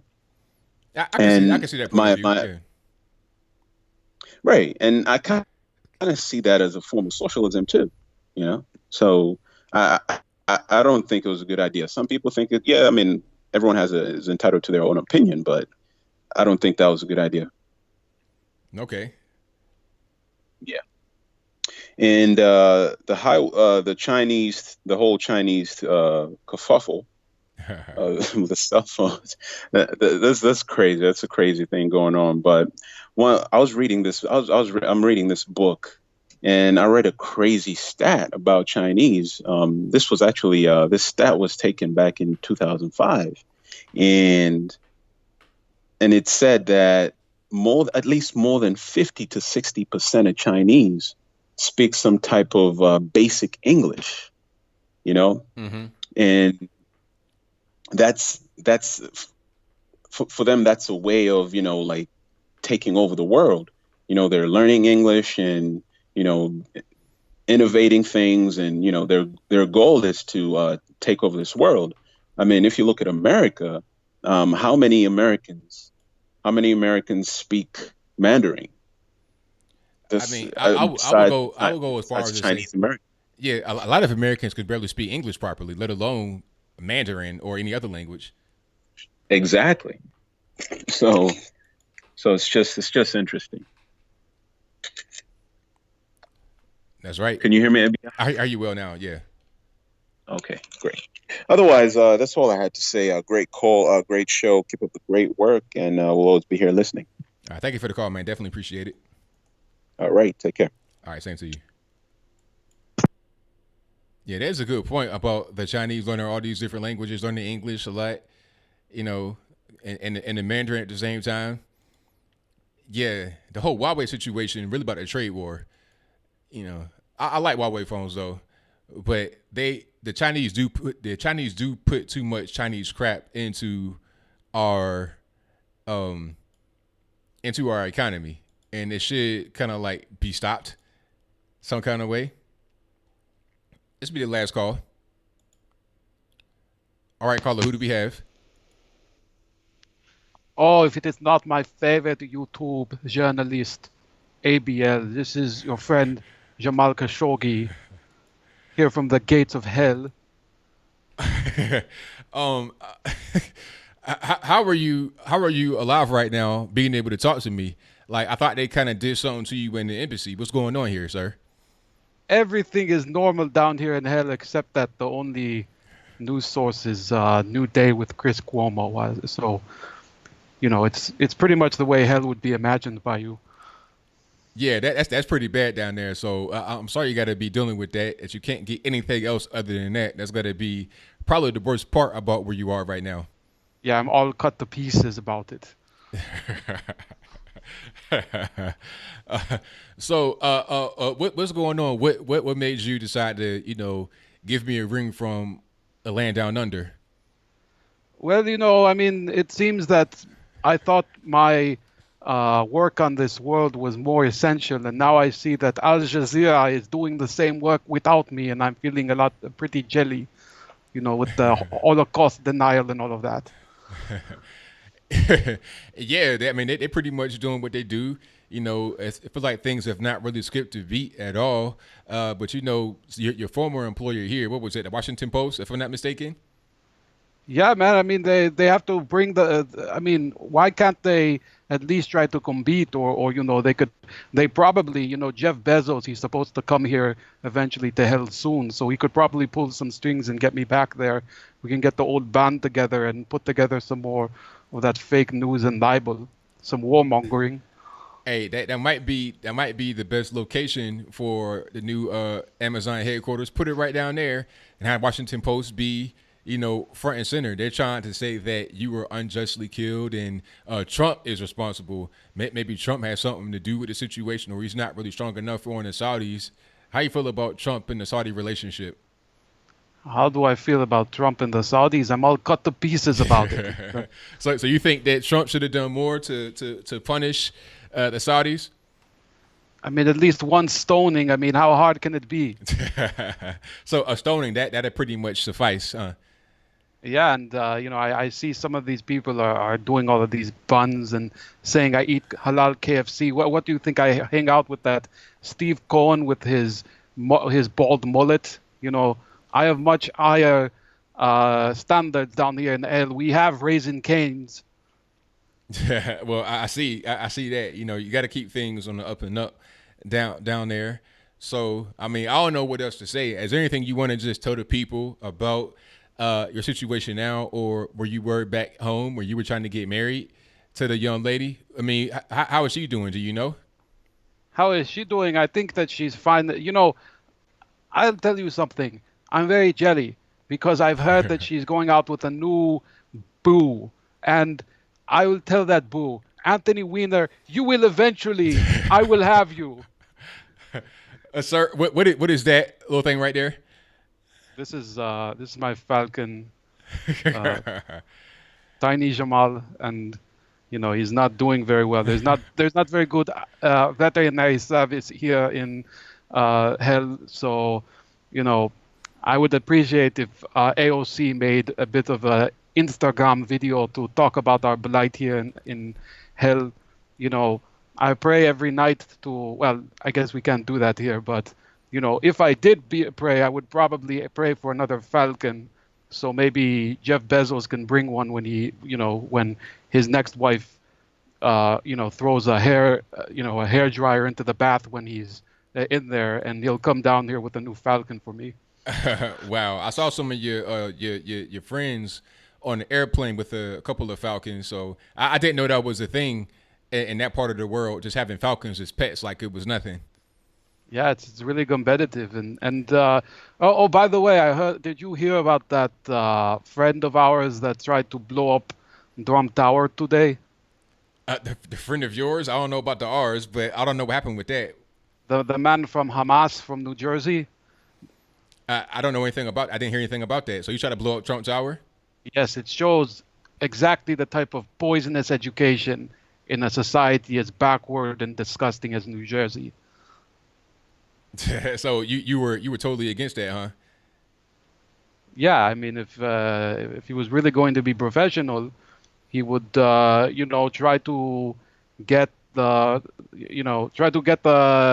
place condemned by having a bunch of homeless people move in there. I mean, that's how my friend Eric Garcetti or Bill de Blasio does it. Hey, that's right. That's pretty much, you gotta do it in a professional way. Well, I'm pretty much out of questions for you, so that's pretty much all I got. All right, ABL, I'll see you soon if you don't behave very well. Trust me, I'll be on my best behavior. Thank you for the call. Definitely appreciate you. All right, good night.